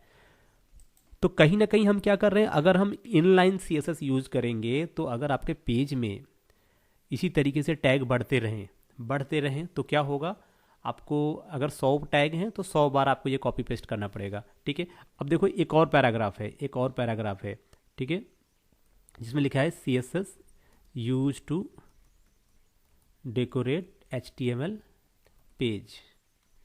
ओके, अब इसको हम क्या करेंगे, इसको भी हम रन करेंगे।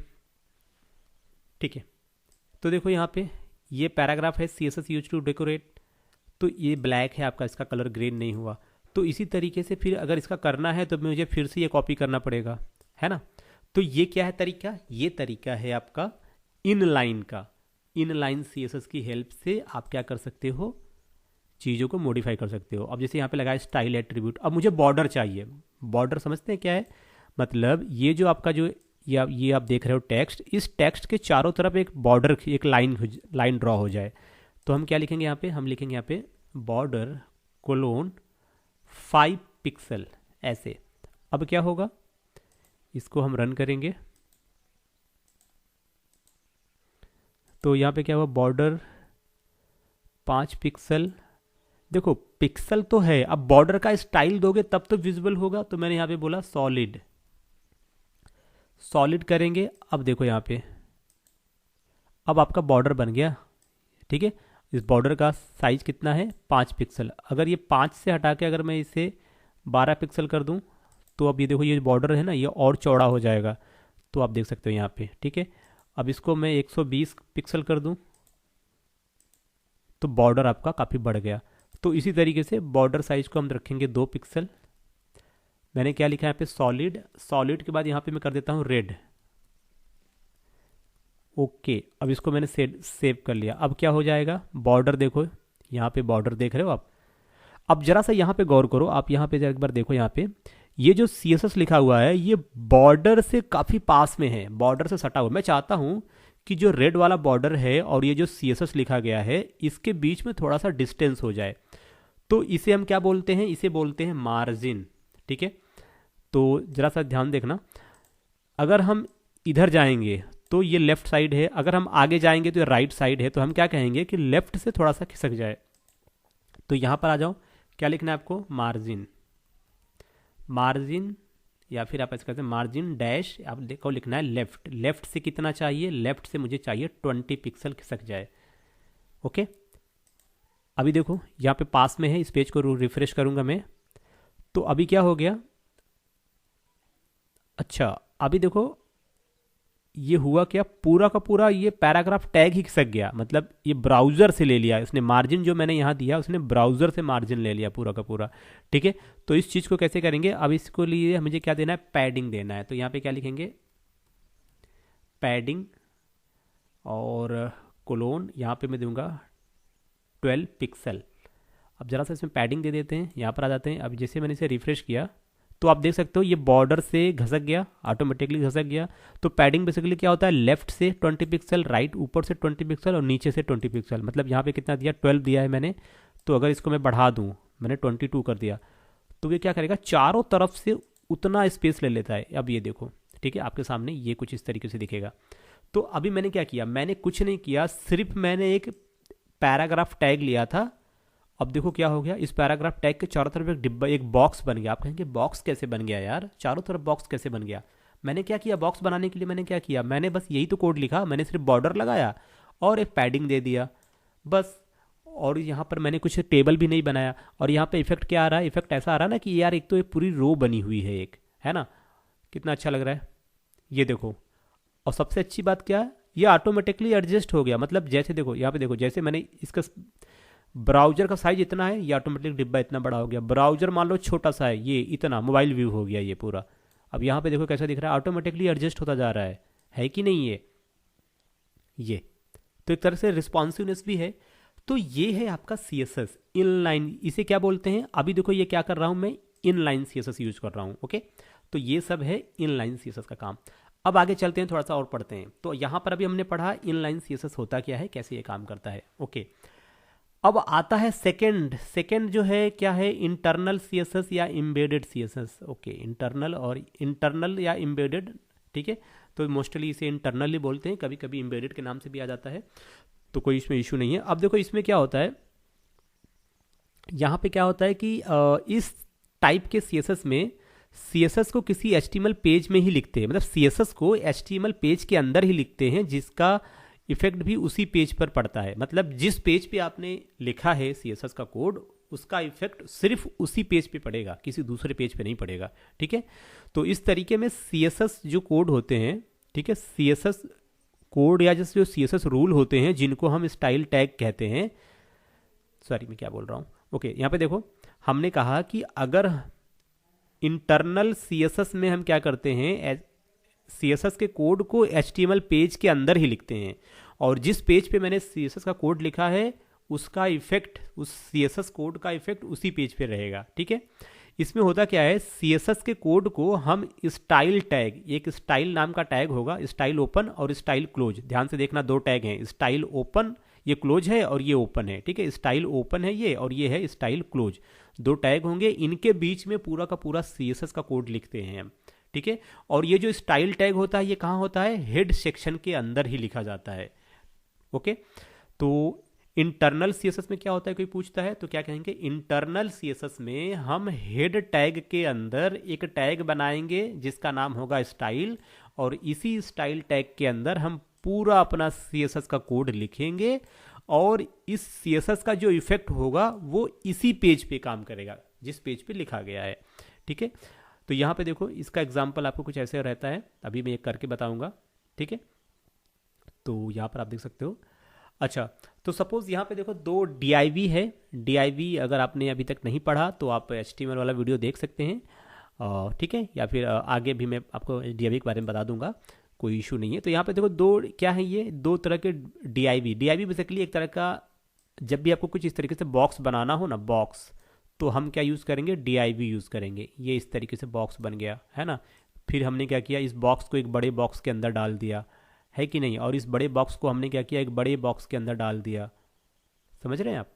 तो इस तरीके से बॉक्स के अंदर बॉक्स, बॉक्स के अंदर बॉक्स, तो ये किसका काम है, div। और आप चाहो तो जैसे कि अब यहाँ पे फिर मैंने यहाँ पर एक बॉक्स बना दिया, ठीक है, इस बॉक्स में क्या दे दिया, इस बॉक्स में मैंने मीनू दे दिया, यहाँ पे कुछ और कंटेंट दे दिया, ठीक है, फिर यहाँ भी फिर एक बॉक्स बना दिया। तो आपके ऊपर है आप किस तरीके से डिज़ाइन, फिर आप चाहो तो यहाँ पे खाली स्पेस है, यहाँ पर भी एक बॉक्स बना दिया। तो अगर इस तरीके की फॉर्मेटिंग करनी है, इस तरीके का लेआउट बनाना है, तो आप DIV का यूज़ करेंगे, ठीक है, उससे आप इसे बना लेंगे। तो अभी हम समझते हैं वर्किंग ऑफ इंटरनल CSS। अभी देखो यहाँ पर क्या है, ये जो स्टाइल हमने यूज़ किया ना, इन सारे स्टाइल को हम हटा देते हैं। पहली चीज़, इनको मैंने हटा दिया, इसको भी मैंने हटा दिया, ठीक है। जितना भी स्टाइल लगाया था ये सारा स्टाइल हम हटा देते हैं। ओके, सारा स्टाइल हमने हटा दिया। अब देखो मैंने क्या कहा था कि हम चलेंगे हेड सेक्शन के अंदर, सॉरी, हम चलेंगे हेड सेक्शन के अंदर। यहां आएंगे, हमें क्या लिखना है, स्टाइल नाम का एक टैग लगाना है, स्टाइल नाम का टैग, सॉरी STY, स्टाइल नाम का आपको टैग लगाना है। इसको क्या करेंगे, सेव कर लेंगे। अब इसी स्टाइल नाम के टैग के अंदर हमारे पास कितने पैराग्राफ हैं, H1 है, P है, H3 है, P है, ठीक है। अब देखो यहां पर क्या होता है, जब आप इंटरनल CSS आप यूज करते हो तब आपको जरूरत पड़ती है किसकी, सेलेक्टर की, ठीक है। इनलाइन में क्या था, इनलाइन में तो डायरेक्टली यहां पे क्या लिखते हैं आप, STY करते और इक्वल टू लगाते और उसके बाद आप यहां पर लिखना स्टार्ट कर देते जो भी आपको यहां पे देना है ना। पर अभी मुझे क्या करना है, अभी मुझे नहीं पता है कि कौन से टैग के लिए मैं क्या करने वाला हूं। तो यहां पर इंटरनल CSS के लिए आपको पहले लिखना पड़ेगा उस पर्टिकुलर HTML कंट्रोल का नाम। तो मैंने कहा P फॉर पैराग्राफ, यहाँ पे इंटर मारिए, आपको ये कर्ली ब्रैकेट ओपन क्लोज करना है, ऐसे, बात समझ रहे हैं। ये मैंने कहा P curly bracket open close. यहाँ पर मैंने क्या किया, कलर कोलोन, मैंने बोला यहाँ पे रेड या फिर ये रॉयल ब्लू, तो ये कलर हो गया, ठीक है। फिर मैंने कहा फॉन्ट फैमिली, और फॉन्ट फैमिली में मैंने कर्सिव ले लिया, ओके। फिर मैंने कहा फॉन्ट साइज मैंने क्या किया यहाँ पे 30 पिक्सल। फिर यहाँ पे क्या कहेंगे हम, जो P है इसमें बॉर्डर लगाएंगे, ठीक है। मैंने कहा बॉर्डर, ये लगाया 2 पिक्सल, ये साइज हो गई। साइज के बाद हम यहाँ पे क्या लिखेंगे, 2 पिक्सल साइज, इसके बाद डॉटेड, फिर उसके बाद क्या लिखेंगे, ये हम लिखेंगे रेड, ये इस तरीके से। अब हमने इसे सेव कर लिया। अब वापस चलेंगे पेज पे, ये तो पुराना इफेक्ट है, पर जब हम इसको रन करेंगे तो मैंने देखो रन तो किया। अब यहाँ पर देखो 2 पैराग्राफ थे हमारे पास कितने पैराग्राफ थे, यहाँ पर आप देख सकते हो हमारे पास 2 पैराग्राफ थे। पहला पैराग्राफ क्या है, दिस इज पैराग्राफ, यहाँ पर आप देख सकते हो ये पैराग्राफ, दिस इज पैराग्राफ, ये एक पैराग्राफ है। और दूसरा पैराग्राफ क्या है, यहाँ पे क्या लिखा है, CSS use to decorate HTML, ठीक है। तो हमारा ये एक पैराग्राफ है और ये एक पैराग्राफ है, यहाँ पे ध्यान से देखो 2 पैराग्राफ। इन पैराग्राफ में क्या है, कलर तो है, कलर के साथ इनका फॉन्ट चेंज हो चुका है, फॉन्ट बड़ा हो गया है, रॉयल ब्लू है ही ये, फॉन्ट फैमिली काम कर रहा है, फॉन्ट साइज काम कर रहा है, बॉर्डर काम नहीं कर रहा, दैट इज डॉटेड की स्पेलिंग मेरे ख्याल से ये, ओके, डॉटेड की स्पेलिंग यहाँ पे प्रॉब्लम थी। अब देखो ये सही हो गया। अब जैसे आप इसे रिफ्रेश करोगे तो सबके जितने भी पैराग्राफ हैं सभी क्या हो गए हैं, बॉर्डर आ गया इनमें एक, ठीक है, बॉर्डर आ गया सब में, ओके, फर्स्ट क्लास बॉर्डर यहाँ पर आपको दिख रहा है। अब एक छोटा सा प्रॉब्लम क्या है, मैं क्या चाहता हूँ कि बॉर्डर और ये दिस लिखा हुआ है ना, दिस और बॉर्डर के बीच में थोड़ा सा गैप आ जाए। तो इसके लिए हमारे पास क्या है, इसके लिए हमारे पास है पैडिंग। पैडिंग क्या कर देते हैं, हम दे देते हैं 5 पिक्सल, सॉरी पैडिंग कहाँ से देनी है, पैडिंग हमें लेफ्ट से देना है, तो डैश करेंगे लेफ्ट, ठीक है। लेफ्ट से कितना देना है, मैंने कहा आई थिंक 10 पिक्सल, ओके। और एक काम और करेंगे, जो टेक्स्ट का अलाइनमेंट होगा इसको क्या कर देते हैं, सेंटर। पैडिंग होगा, पैडिंग का क्या मतलब है, बॉर्डर से 10 पिक्सल वो लेफ्ट की तरफ, मतलब लेफ्ट से 10 पिक्सल छोड़ के तब वो टेक्स्ट लिखना स्टार्ट करेगा। मतलब यहाँ पे देखो ये जो है ना दिस, ये बॉर्डर से 10 पिक्सल छोड़ के यहाँ से लिखना स्टार्ट करेगा। फिर बाद में मैंने क्या कर दिया है, टेक्स्ट का अलाइनमेंट सेंटर कर दिया है, तो इसका मतलब क्या हो गया, अब वो डायरेक्टली सेंटर में दिखाई देगा। तो यहाँ पे देखो ये सेंटर में आ गया। पर जब मैंने सेंटर अगर अगर सपोज करो मैं सेंटर नहीं करता हूँ, ये सेंटर मैंने हटा दिया और इसको मैंने सेव कर लिया। जब मैंने सेंटर नहीं किया तब क्या होगा, तब देखो यहाँ से बॉर्डर ये रहा, अब इसके बीच में 10 पिक्सल का गैप है। ओके, पर अगर आप ये लगा रहे हो, अगर आप टेक्स्ट अलाइनमेंट सेंटर लगा रहे हो तो बॉर्डर लिखने की ज़रूरत भी नहीं है, क्योंकि उसका इफेक्ट दिखेगा नहीं, आपका टेक्स्ट सेंटर चला जाएगा तो वो लिखने की ज़रूरत ही नहीं पड़ी आपको, है ना। तो आपको पैडिंग देने की ज़रूरत नहीं है, क्यों, क्योंकि आपका टेक्स्ट तो सीधा सीधा वो कहाँ चला गया, यहाँ पे चला गया। पर टेक्स्ट तो सेंटर हो गया। अब एक रिक्वायरमेंट क्या है कि मैं ये चाहता हूँ कि ऊपर से और नीचे से, दोनों ऊपर नीचे से क्या हो जाए, थोड़ा सा स्पेस मेंटेन हो जाए ना। तो उसके लिए क्या कर सकते हैं हम, तब उसके लिए हम पैडिंग दे सकते हैं। क्या दे सकते हैं, पैडिंग। क्या लिखेंगे, पैडिंग। अब देखो पैडिंग कितनी है, एक तो डिफॉल्ट पैडिंग है, पैडिंग आप कर दोगे तो ऑटोमेटिकली, जैसे कि मैं कर दूं पैडिंग, यहाँ पे देखो पैडिंग। अब देखो मैंने क्या कि देखो 2 पिक्सल, 2 पिक्सल स्पेस दो, फिर मैंने कहा 20 पिक्सल स्पेस दो, फिर 2 पिक्सल स्पेस दो, फिर क्या 20 पिक्सल।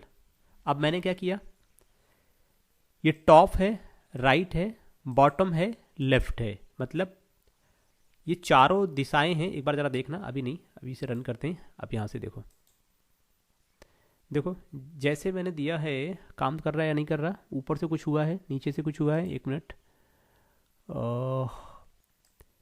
अगर आप चाहो तो सिर्फ एक प्रॉपर्टी दे दो 20।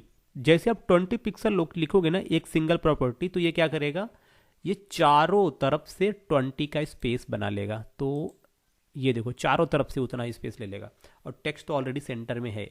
तो एक तरीका ये हो गया। तो अभी हम क्या कर रहे हैं, अभी हम ये यहाँ पे मैंने क्या किया, दिस इज द सेलेक्टर। मैंने क्या किया कि इस पूरे पेज पे, इस पेज का नाम क्या है, css1.html। इस पूरे पेज पे जितने भी पैराग्राफ टैग हैं, सबका कलर क्या करना है आपको, सबके साथ ये वाली प्रॉपर्टी अप्लाई कर देनी है। ओके, अप्लाई हो रहा है। अच्छा चलो, यहाँ पर मैंने एक और पैराग्राफ बना लिया, ठीक है। इसमें लिखा,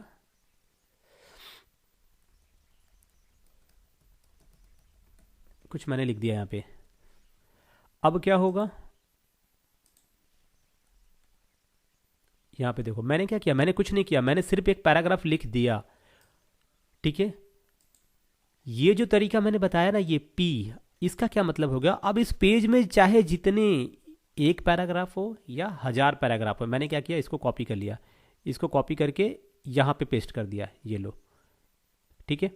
इसको सेव कर लिया। अब क्या होगा, अब जैसे मैं इसे रन करूँगा तो एक और पैराग्राफ आ गया। आप देख सकते हैं एक पैराग्राफ ये है, एक पैराग्राफ ये है, एक पैराग्राफ ये है, और यहाँ पर आ गया, है ना। इसे ये देखो, ये सारे पैराग्राफ आपको देख रहे होंगे यहाँ पे, है ना। ये पैराग्राफ यहाँ पे है, एक पैराग्राफ ये कॉपी पेस्ट किया था, यहाँ पर आ गया।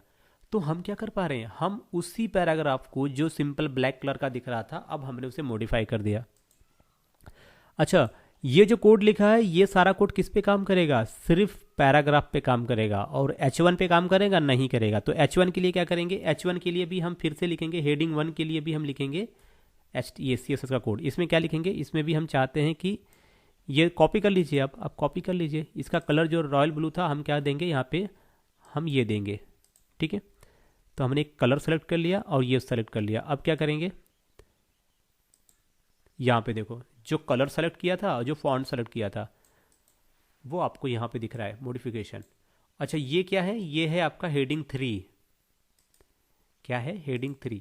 अच्छा एक तरीका क्या है, अगर इसी को हम 1 ना करके 3 कर दें तो आपका H3 ये है। अब इस बार क्या होगा, सेलेक्टर कौन है, H3, तो वो क्या करेगा, जैसे उसे H3 मिलेगा वो समझ जाएगा कि H3 वाले एलिमेंट को क्या किया गया है यहाँ पे, उसके लिए CSS यहाँ पे लिखा गया है। तो वो सिर्फ ये जो 2 CSS आपने लिखे हैं, इनका इफेक्ट सिर्फ इस टैग के साथ होगा, दूसरों के साथ नहीं होगा। ओके।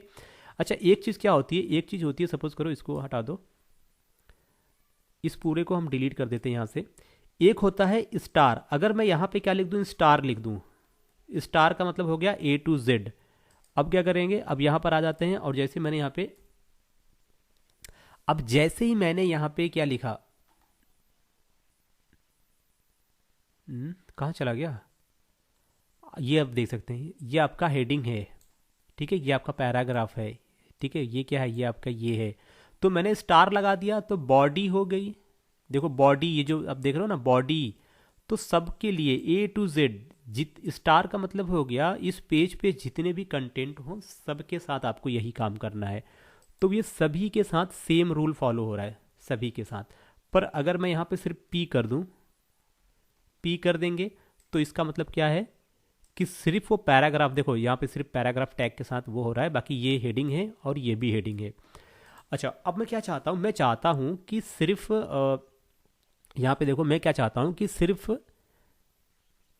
ये जो है सब्सक्राइब माय चैनल है ना, सिर्फ ये इसका जो कलर है वो चेंज हो जाए, इसका बाकी सब सेम रहे पर इसका कलर चेंज हो जाए। ये कैसे होगा? इसके लिए जब आपके HTML पेज पे कई सारे टैग हों, एक ही तरह के टैग कई सारे हों, और उनमें सबका आपको जो अपीयरेंस है या सबका जो स्टाइल है वो आपको डिफरेंट डिफरेंट चाहिए। तो हम क्या करते हैं, जैसे कि हमें ये बदलना है ना, तो अब यहाँ पर एक एट्रीब्यूट होता है जिसे क्या बोलते हैं, आईडी। क्या बोलते हैं? आईडी। आईडी लिखेंगे और इसको एक नाम दे देंगे। मान लीजिए कि मैंने इसको नाम दे दिया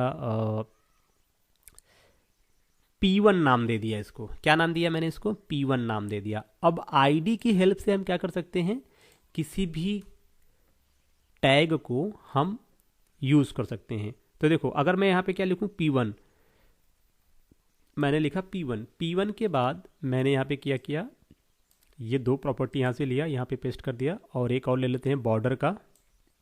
ठीक है, बॉर्डर यहाँ पे मैंने पेस्ट कर दिया, और इस बार बॉर्डर का कलर क्या करेंगे, हम इसको हम ग्रीन कर देते हैं। बॉर्डर कलर मैंने ग्रीन कर दिया। This is the P1। Okay, अब हम यहाँ पे रन करेंगे तो कुछ हुआ? कुछ नहीं हुआ। क्यों नहीं हुआ भाई? यहाँ तो P1 आप कहोगे, यहाँ पे P1 है, तो यहाँ पर क्या लिखा है? आपने आईडी लिखा है। जब आपने आईडी लिखा है तो यहाँ पे बताना पड़ेगा आपको, यहाँ पे क्या देना पड़ेगा, एक सिंबल डॉट। डॉट किसको रिप्रेजेंट करेगा? एक मिनट, पहले से हम रन करके चेक करते हैं। अरे डॉट तो मैंने लगाया पर ये आया नहीं, क्यों नहीं आया? कलर क्या है? कलर तो ठीक है। इसका बॉर्डर ग्रीन हुआ क्या? बॉर्डर भी ग्रीन नहीं हुआ, तो डॉट नहीं काम कर रहा है इसका मतलब। चलो अच्छा, अब एक दूसरा तरीका लेते हैं, यहाँ पे हैश लगाते हैं। अब ज़रा सा देखते हैं, इसे सेव कर लेते हैं, वापस आते हैं। अरे हाँ, ये देखो बॉर्डर का कलर तो ग्रीन हो गया, और यहाँ पे टेक्स्ट का कलर क्या होना चाहिए? तो टेक्स्ट का कलर हम ये कॉपी करेंगे। ठीक है, आपको पता है कलर, यहाँ पे क्या लिखेंगे, कलर कोलोन, और यहाँ पर हम दे देते हैं ब्लैक। मैंने कहा ब्लैक कर दो, तो अब क्या होगा, अब वापस आ जाओ आप, तो ये ब्लैक हो गया। तो हम क्या कर रहे हैं, देखो ये भी पैराग्राफ है और ये भी पैराग्राफ है, पर इसका क्या है, इसका डिफरेंस है। क्यों डिफरेंस है? देखो यहाँ पे देखो, ये क्या है, ये आपने लिखा पी का मतलब जितने भी पी हों सब, पर यहाँ पे देखो क्या है, ये आपने क्या कर दिया, P1 कर दिया। सपोज करो कि अगर ये मैं हटा देता हूँ, इसको मैंने यहाँ से कट कर लिया, इसको मैंने सेव कर लिया। ठीक है, तो अब यहाँ पे देखो कितने पी हैं, ये भी पैराग्राफ है, ये भी पैराग्राफ है, ये भी पैराग्राफ है, ये भी पैराग्राफ है। तो अभी जब मैं इसे करूँगा तो ये देखो डिफ़ॉल्ट हो गया जैसे सब हैं। पर अगर आपने आईडी दे दिया, आईडी के बाद अगर आपने स्टाइल में ये इस पर्टिकुलर आईडी के लिए अगर आपने स्टाइल लिख रखा है, यहाँ पे देखो ये आईडी है, इसके लिए मैंने ये स्टाइल लिख रखा है, तो वो क्या करेगा, ये वाला काम नहीं करेगा, वो ये वाला काम करेगा। तो मैंने क्या किया, इस पैराग्राफ को एक नाम दे दिया। क्या नाम दिया? P1। तो अब इस P1 के लिए मैंने यहाँ पे कुछ टेक्स्ट डिफाइन कर, कुछ CSS की प्रॉपर्टी यहाँ पे सेट कर रखी है कि क्या क्या मुझे मॉडिफिकेशन चाहिए। और जैसे मैंने इस पेज को रन किया, देखो बॉर्डर ग्रीन हो गया, टेक्स्ट इसका ब्लैक हो गया। अब मैं चाहता हूँ इसका बैकग्राउंड कलर कुछ हो जाए, तो क्या लिखना है आपको, यहाँ पे देखो बैकग्राउंड कलर। अब बैकग्राउंड कलर क्या देना है आपको? येलो देना है ये। अब इसको मैं क्या करूँगा, रन करूँगा, तो आप देख सकते हो, देखो बैकग्राउंड कलर थोड़ा सा ग्रीन येलो है, बॉर्डर आपका ग्रीन है, और जो टेक्स्ट है वो क्या है, ब्लैक है। तो चेंजमेंट हो रहा है बिल्कुल। जब एक ही तरह के HTML टैग कई सारे हों पेज पे, और आपको हर पेज और हर टैग को आपको अलग अलग कलर देना है, तो हम उनमें आईडी लगा सकते हैं। देखो जब अगर आप आईडी यूज करोगे तो यहाँ पर आपको हैश यूज करना है, याद रखना। आईडी यूज करोगे तो क्या यूज करना है, हैश यूज करना है। ओके, अब क्या करते हैं, अब इसको भी आईडी, अब इसको भी क्या दे देते हैं, आईडी, या फिर हम इसे क्लास दे देते हैं। चलो इस बार हमने इसको क्लास दे दिया। क्लास में क्या नाम देंगे, तो मैंने इसे नाम दिया P2। ओके, तो देखो जो काम आईडी करता है वही काम क्लास करता है। दोनों किसी भी आईडी क्लास की ये सब एट्रीब्यूट क्या करते हैं, किसी भी कंट्रोल को यूनिक नेम देने के लिए हम या तो आईडी एट्रीब्यूट का सहारा लेते हैं या क्लास एट्रीब्यूट का।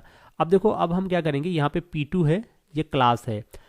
जब हमने आईडी यूज किया था तो हमने हैश यूज किया था। अब जब मैंने क्लास यूज किया है तो मैं क्या यूज करूंगा, डॉट। तो क्या लगाएंगे, डॉट, और फिर आपको क्लास का नाम क्या है, P2, ओपनिंग क्लोजिंग।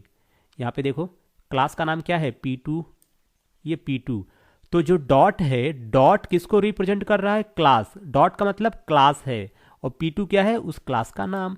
यहाँ पर आ जाते हैं, पहले हमें क्या देना है, हमें देना है बैकग्राउंड कलर देना है। तो बैकग्राउंड कलर कोलोन, ये हम दे देंगे एक्वा, ये बैकग्राउंड कलर हो गया। फिर इसका कलर देंगे हम, कलर कोलोन हम क्या देंगे, ब्लैक, ब्लैक हो गया। फिर क्या देंगे, फॉन्ट साइज, ये हो गया 29 पिक्सल। ठीक है, एक बॉर्डर दे देते हैं। अब की बार क्या करेंगे, बॉर्डर ये आपका होगा 4 पिक्सल। इस बार जो बॉर्डर होगा वो डबल होगा। ओके, डबल किस कलर का, ये हो जाएगा आपका रेड कलर का। तो ये अब क्या करेंगे, हम वापस आते हैं वेब पेज पे। इसको मैंने रिफ्रेश किया तो आप देख सकते हो यहाँ पे जो बॉर्डर दिया गया है वो है डॉटेड, यहाँ पे जो दिया गया है वो क्या है, वो आपका है डबल।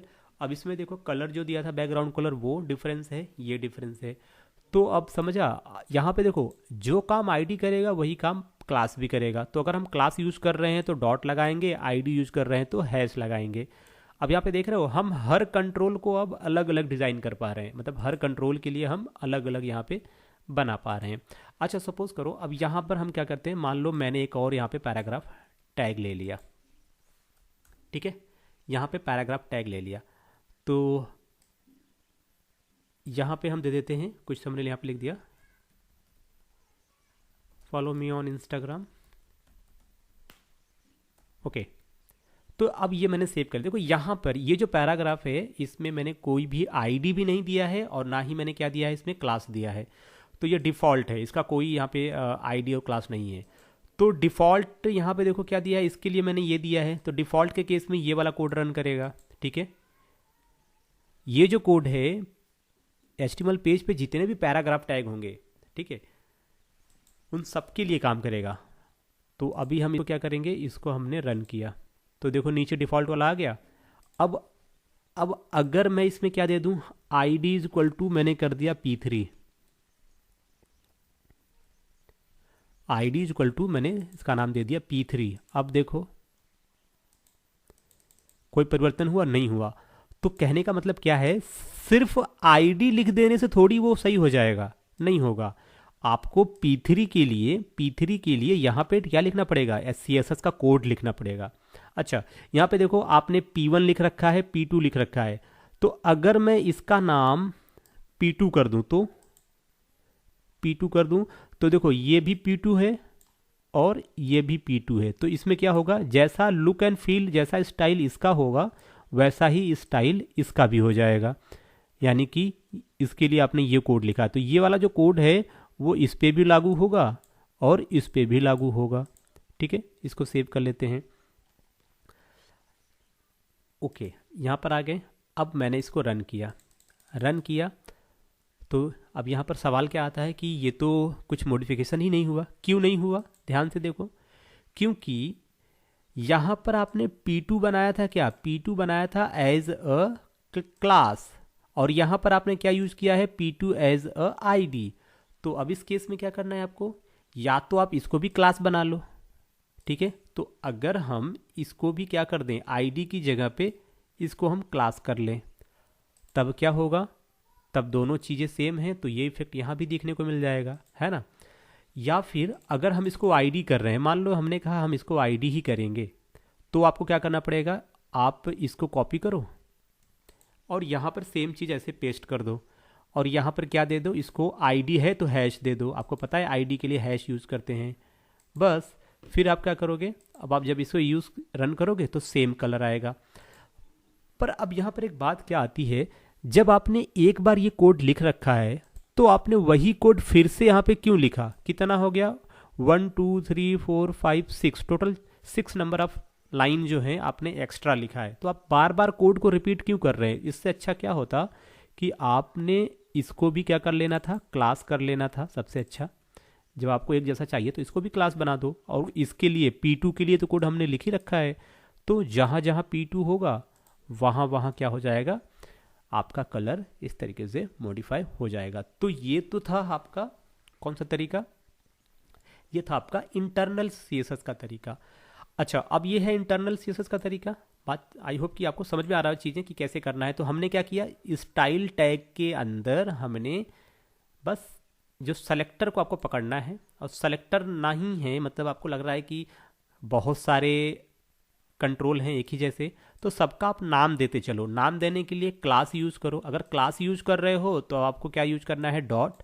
और अगर आप आईडी यूज़ कर रहे हो तो आईडी के लिए क्या यूज़ करना है, हैश। ठीक है, तो ये काम आपको करना है। तो अभी हम क्या करेंगे, अभी हम चलेंगे हमारा जो तीसरा तरीका है।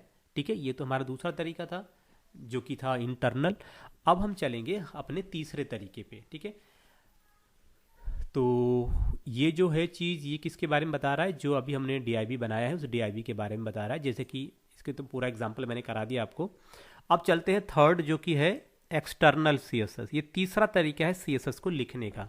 इसमें हम क्या करते हैं, इस तरीके में हम एक अलग CSS फाइल बनाते हैं और उसे HTML फाइल में लिंक करते हैं। ओके, तो अभी हम क्या करने वाले हैं,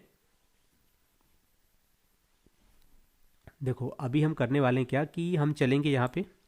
ओके, तो ये जो है ना, ये जो आपने लिख रखा है पूरा CSS का कोड, इस कोड को हम यहाँ से कर लेते हैं कट, मतलब कॉपी कर लिया मैंने इसको, है ना। इसको मैंने यहाँ से कर लिया कॉपी, पूरी तरीके से मैंने कॉपी कर लिया। ओके, कॉपी करने के बाद अब हम क्या करने वाले हैं, अब हम एक नया फाइल बनाएंगे। चलेंगे न्यू पे। अब यही CSS जो मैंने कॉपी किया इसको यहाँ पे हम पेस्ट कर देंगे। ओके, पेस्ट करने के बाद इसको अब हम सेव करेंगे। इसका नाम क्या देंगे, इसका नाम देंगे style sheet, STYLE, style sheet. कुछ भी नाम दे सकते हैं, बट उसका जो एक्सटेंशन होगा .CSS कर देना बस। ठीक है, ये इसका क्या हो जाएगा, एक्सटेंशन हो जाएगा। इसको मैंने सेव कर लिया, फर्स्ट क्लास, ये फाइल हमारी सेव हो गई। तो ये हमारा HTML फाइल है और दूसरी फाइल हमारी यहाँ पे देखो, ये हमारा CSS फाइल है। तो अभी हम क्या करेंगे, अभी अगर हम इस पेज को रन करेंगे तो आप देख सकते हो आपको कुछ इस तरीके से दिखेगा। क्यों दिखेगा, क्योंकि अभी ये तो सिंपल सा HTML आपने टैग यूज किया है, उसमें चीज़ें लिख रखी हैं, इसके लिए आपने CSS नहीं यूज किया। तो अभी देखो बिना CSS का ये आपको ऐसा लग रहा है, और वहीं ये आपको CSS की हेल्प से काफ़ी अच्छा लगेगा। तो अब हमने जो बनाया है CSS वाली फाइल, यानी कि ये जो CSS का कोड है, इस कोड को इस HTML डॉक्यूमेंट के साथ कैसे हमें लिंक कराना है, उसके लिए यहाँ पे क्या कहना है, ये कह रहा है कि अगर आप एक्सटर्नल CSS बना रहे हो तो उसके लिए आपको क्या करना पड़ता है, आपको एक CSS की अलग फाइल बनानी पड़ती है। तो भाई अभी मैंने आपको दिखाया कि CSS की फाइल कैसे बनाते हैं। ठीक है, बस आप डायरेक्टली इसमें CSS का कोड लिखते जाओ और इसको .CSS से सेव कर दो। ये मैंने कर दिया ये वाला काम। अब आगे क्या कह रहा है, इतना काम करने के बाद यहाँ पे देखो, उदाहरण के लिए अगर हमारे पास मान लो एक हमारे पास इंडेक्स नाम का HTML पेज है, ठीक है, पर मेरे पास जो है उसका नाम क्या है, CSS1.html। ठीक है, तो एक HTML फाइल होनी चाहिए, नाम कुछ भी हो उससे फ़र्क नहीं पड़ता। और दूसरी आपकी एक CSS की फाइल हो जिसका नाम कुछ भी रखो, जरूरी नहीं कि स्टाइल शीट ही रखो, आप ABCD अपना नाम दे सकते हो। ठीक है, किसी फिल्म का नाम दे सकते हो, जो भी आपको नाम देना है वो आप दे सकते हो। तो मेरे पास दोनों ही हैं, एक HTML की फाइल और एक CSS की फाइल, मेरे पास दोनों ही हैं। अब क्या करेंगे, ये जो HTML की फाइल है, इस फाइल में CSS को ऐड करने के लिए, लिंक करने के लिए हमें इस पर्टिकुलर जो आप देख रहे हो ना, इसकी ज़रूरत पड़ेगी। ठीक है, इसकी हेल्प से हम CSS फाइल को लिंक कर सकते हैं। तो अब ये लिंक कहाँ होगा? हेड सेक्शन के अंदर होगा। तो आपको क्या करना है? ठीक है, तो आपको अपना एडिटर ओपन करना है। ये हमारा एडिटर आ गया, चलेंगे हम यहाँ पर। ठीक है, थोड़ा सा इसे छोटा कर लेते हैं ताकि हमें दिखता भी रहे कि क्या लिंक करना है। एक मिनट, कहाँ गया? Okay, full size, half size,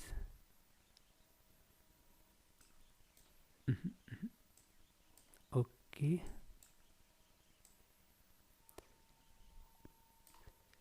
चलो ठीक है। अब देखो यहाँ पर आ जाते हैं। ठीक है, हमें हेड सेक्शन के अंदर आना है, क्लोजिंग जहाँ पर हेड क्लोज हो रहा है उससे पहले। यहाँ पर आने के बाद क्या लिखना है आपको? आपको जैसे जैसे यहाँ पे दिख रहा है ऊपर वैसे लिखना है। आपको लिखना है पहले लिंक। हमें क्या करना है? लिंक करना है। ओके, किसको लिंक करना है?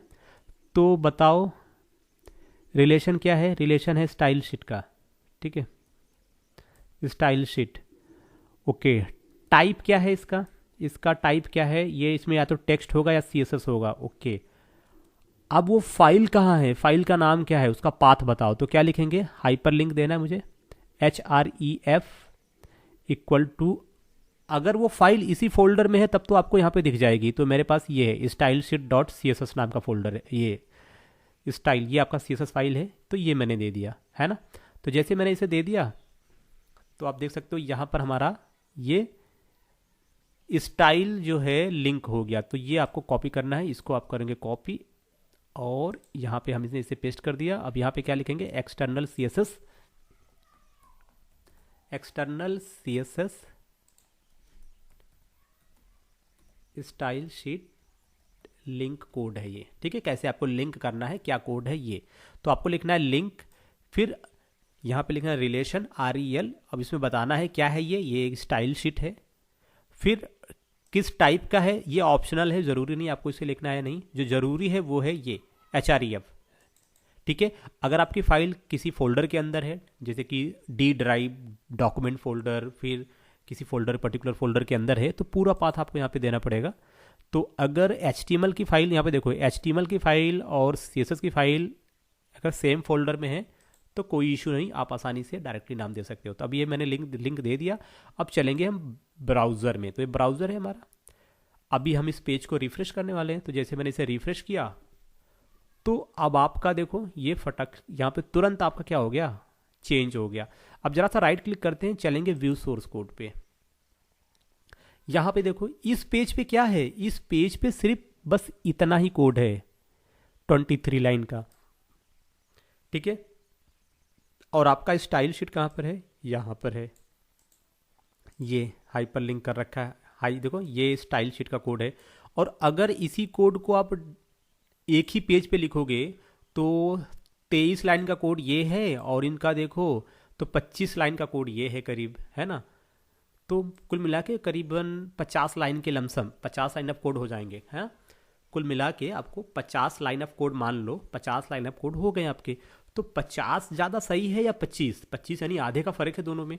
तो इस वजह से अगर हम सेपरेट बनाएंगे, अच्छा अगर कल को सपोज करो कल को ये जो आपको दिख रहा है, तो आपने कहा कि हमें क्या करना है ना, हमें इसमें इसका जो कलर ब्लैक है इसको ब्लैक नहीं करना है, इसको हमें रेड करना है। तो आप क्या करोगे?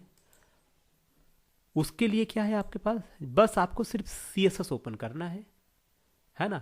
और यहाँ पे जहाँ पे ब्लैक था यहाँ पे क्या कर देना है? आपको रेड कर देना है। ये मैंने रेड कर दिया, और कुछ नहीं करना है, सिर्फ एक फाइल में मॉडिफिकेशन करना है। ये देखो रेड हो गया, एक फाइल में मॉडिफिकेशन करना है, वो रेड हो गया। तो इसीलिए सबसे बेस्ट तरीका क्या है कि आप CSS को एज अ एक्सटर्नल वे में आप देखो, एक्सटर्नल फाइल बना के आप उसमें काम करो, वो ज़्यादा बेहतर है। तो गाइज देखो, अभी वीडियो बहुत लंबी हो गई है, और अभी तक हमने क्या जाना कि CSS है क्या, कैसे ये काम करता है, कितने टाइप हैं। तो अभी मैंने तीनों टाइप पे डिस्कस कर लिया, इंटरनल, एक्सटर्नल और इनलाइन। और आई होप कि आपको वीडियो पसंद आई होगी। तो आपको क्या करना है, इस पर प्रैक्टिस करते रहना है। ठीक है, आगे बहुत सारी चीज़ें हैं जो कि मैं नेक्स्ट वीडियो में बात करूंगा, जिसमें कि सेलेक्टर के बारे में बताऊंगा, और भी बहुत सारी चीज़ें हैं, तो ये होंगी अगले वीडियो में। तो इस वीडियो में इतना ही। तो चैनल को सब्सक्राइब कर लेना और वीडियो को शेयर कर देना। और अपना पढ़ते लिखते रहना। मिलते हैं नेक्स्ट वीडियो में। Take care, bye bye.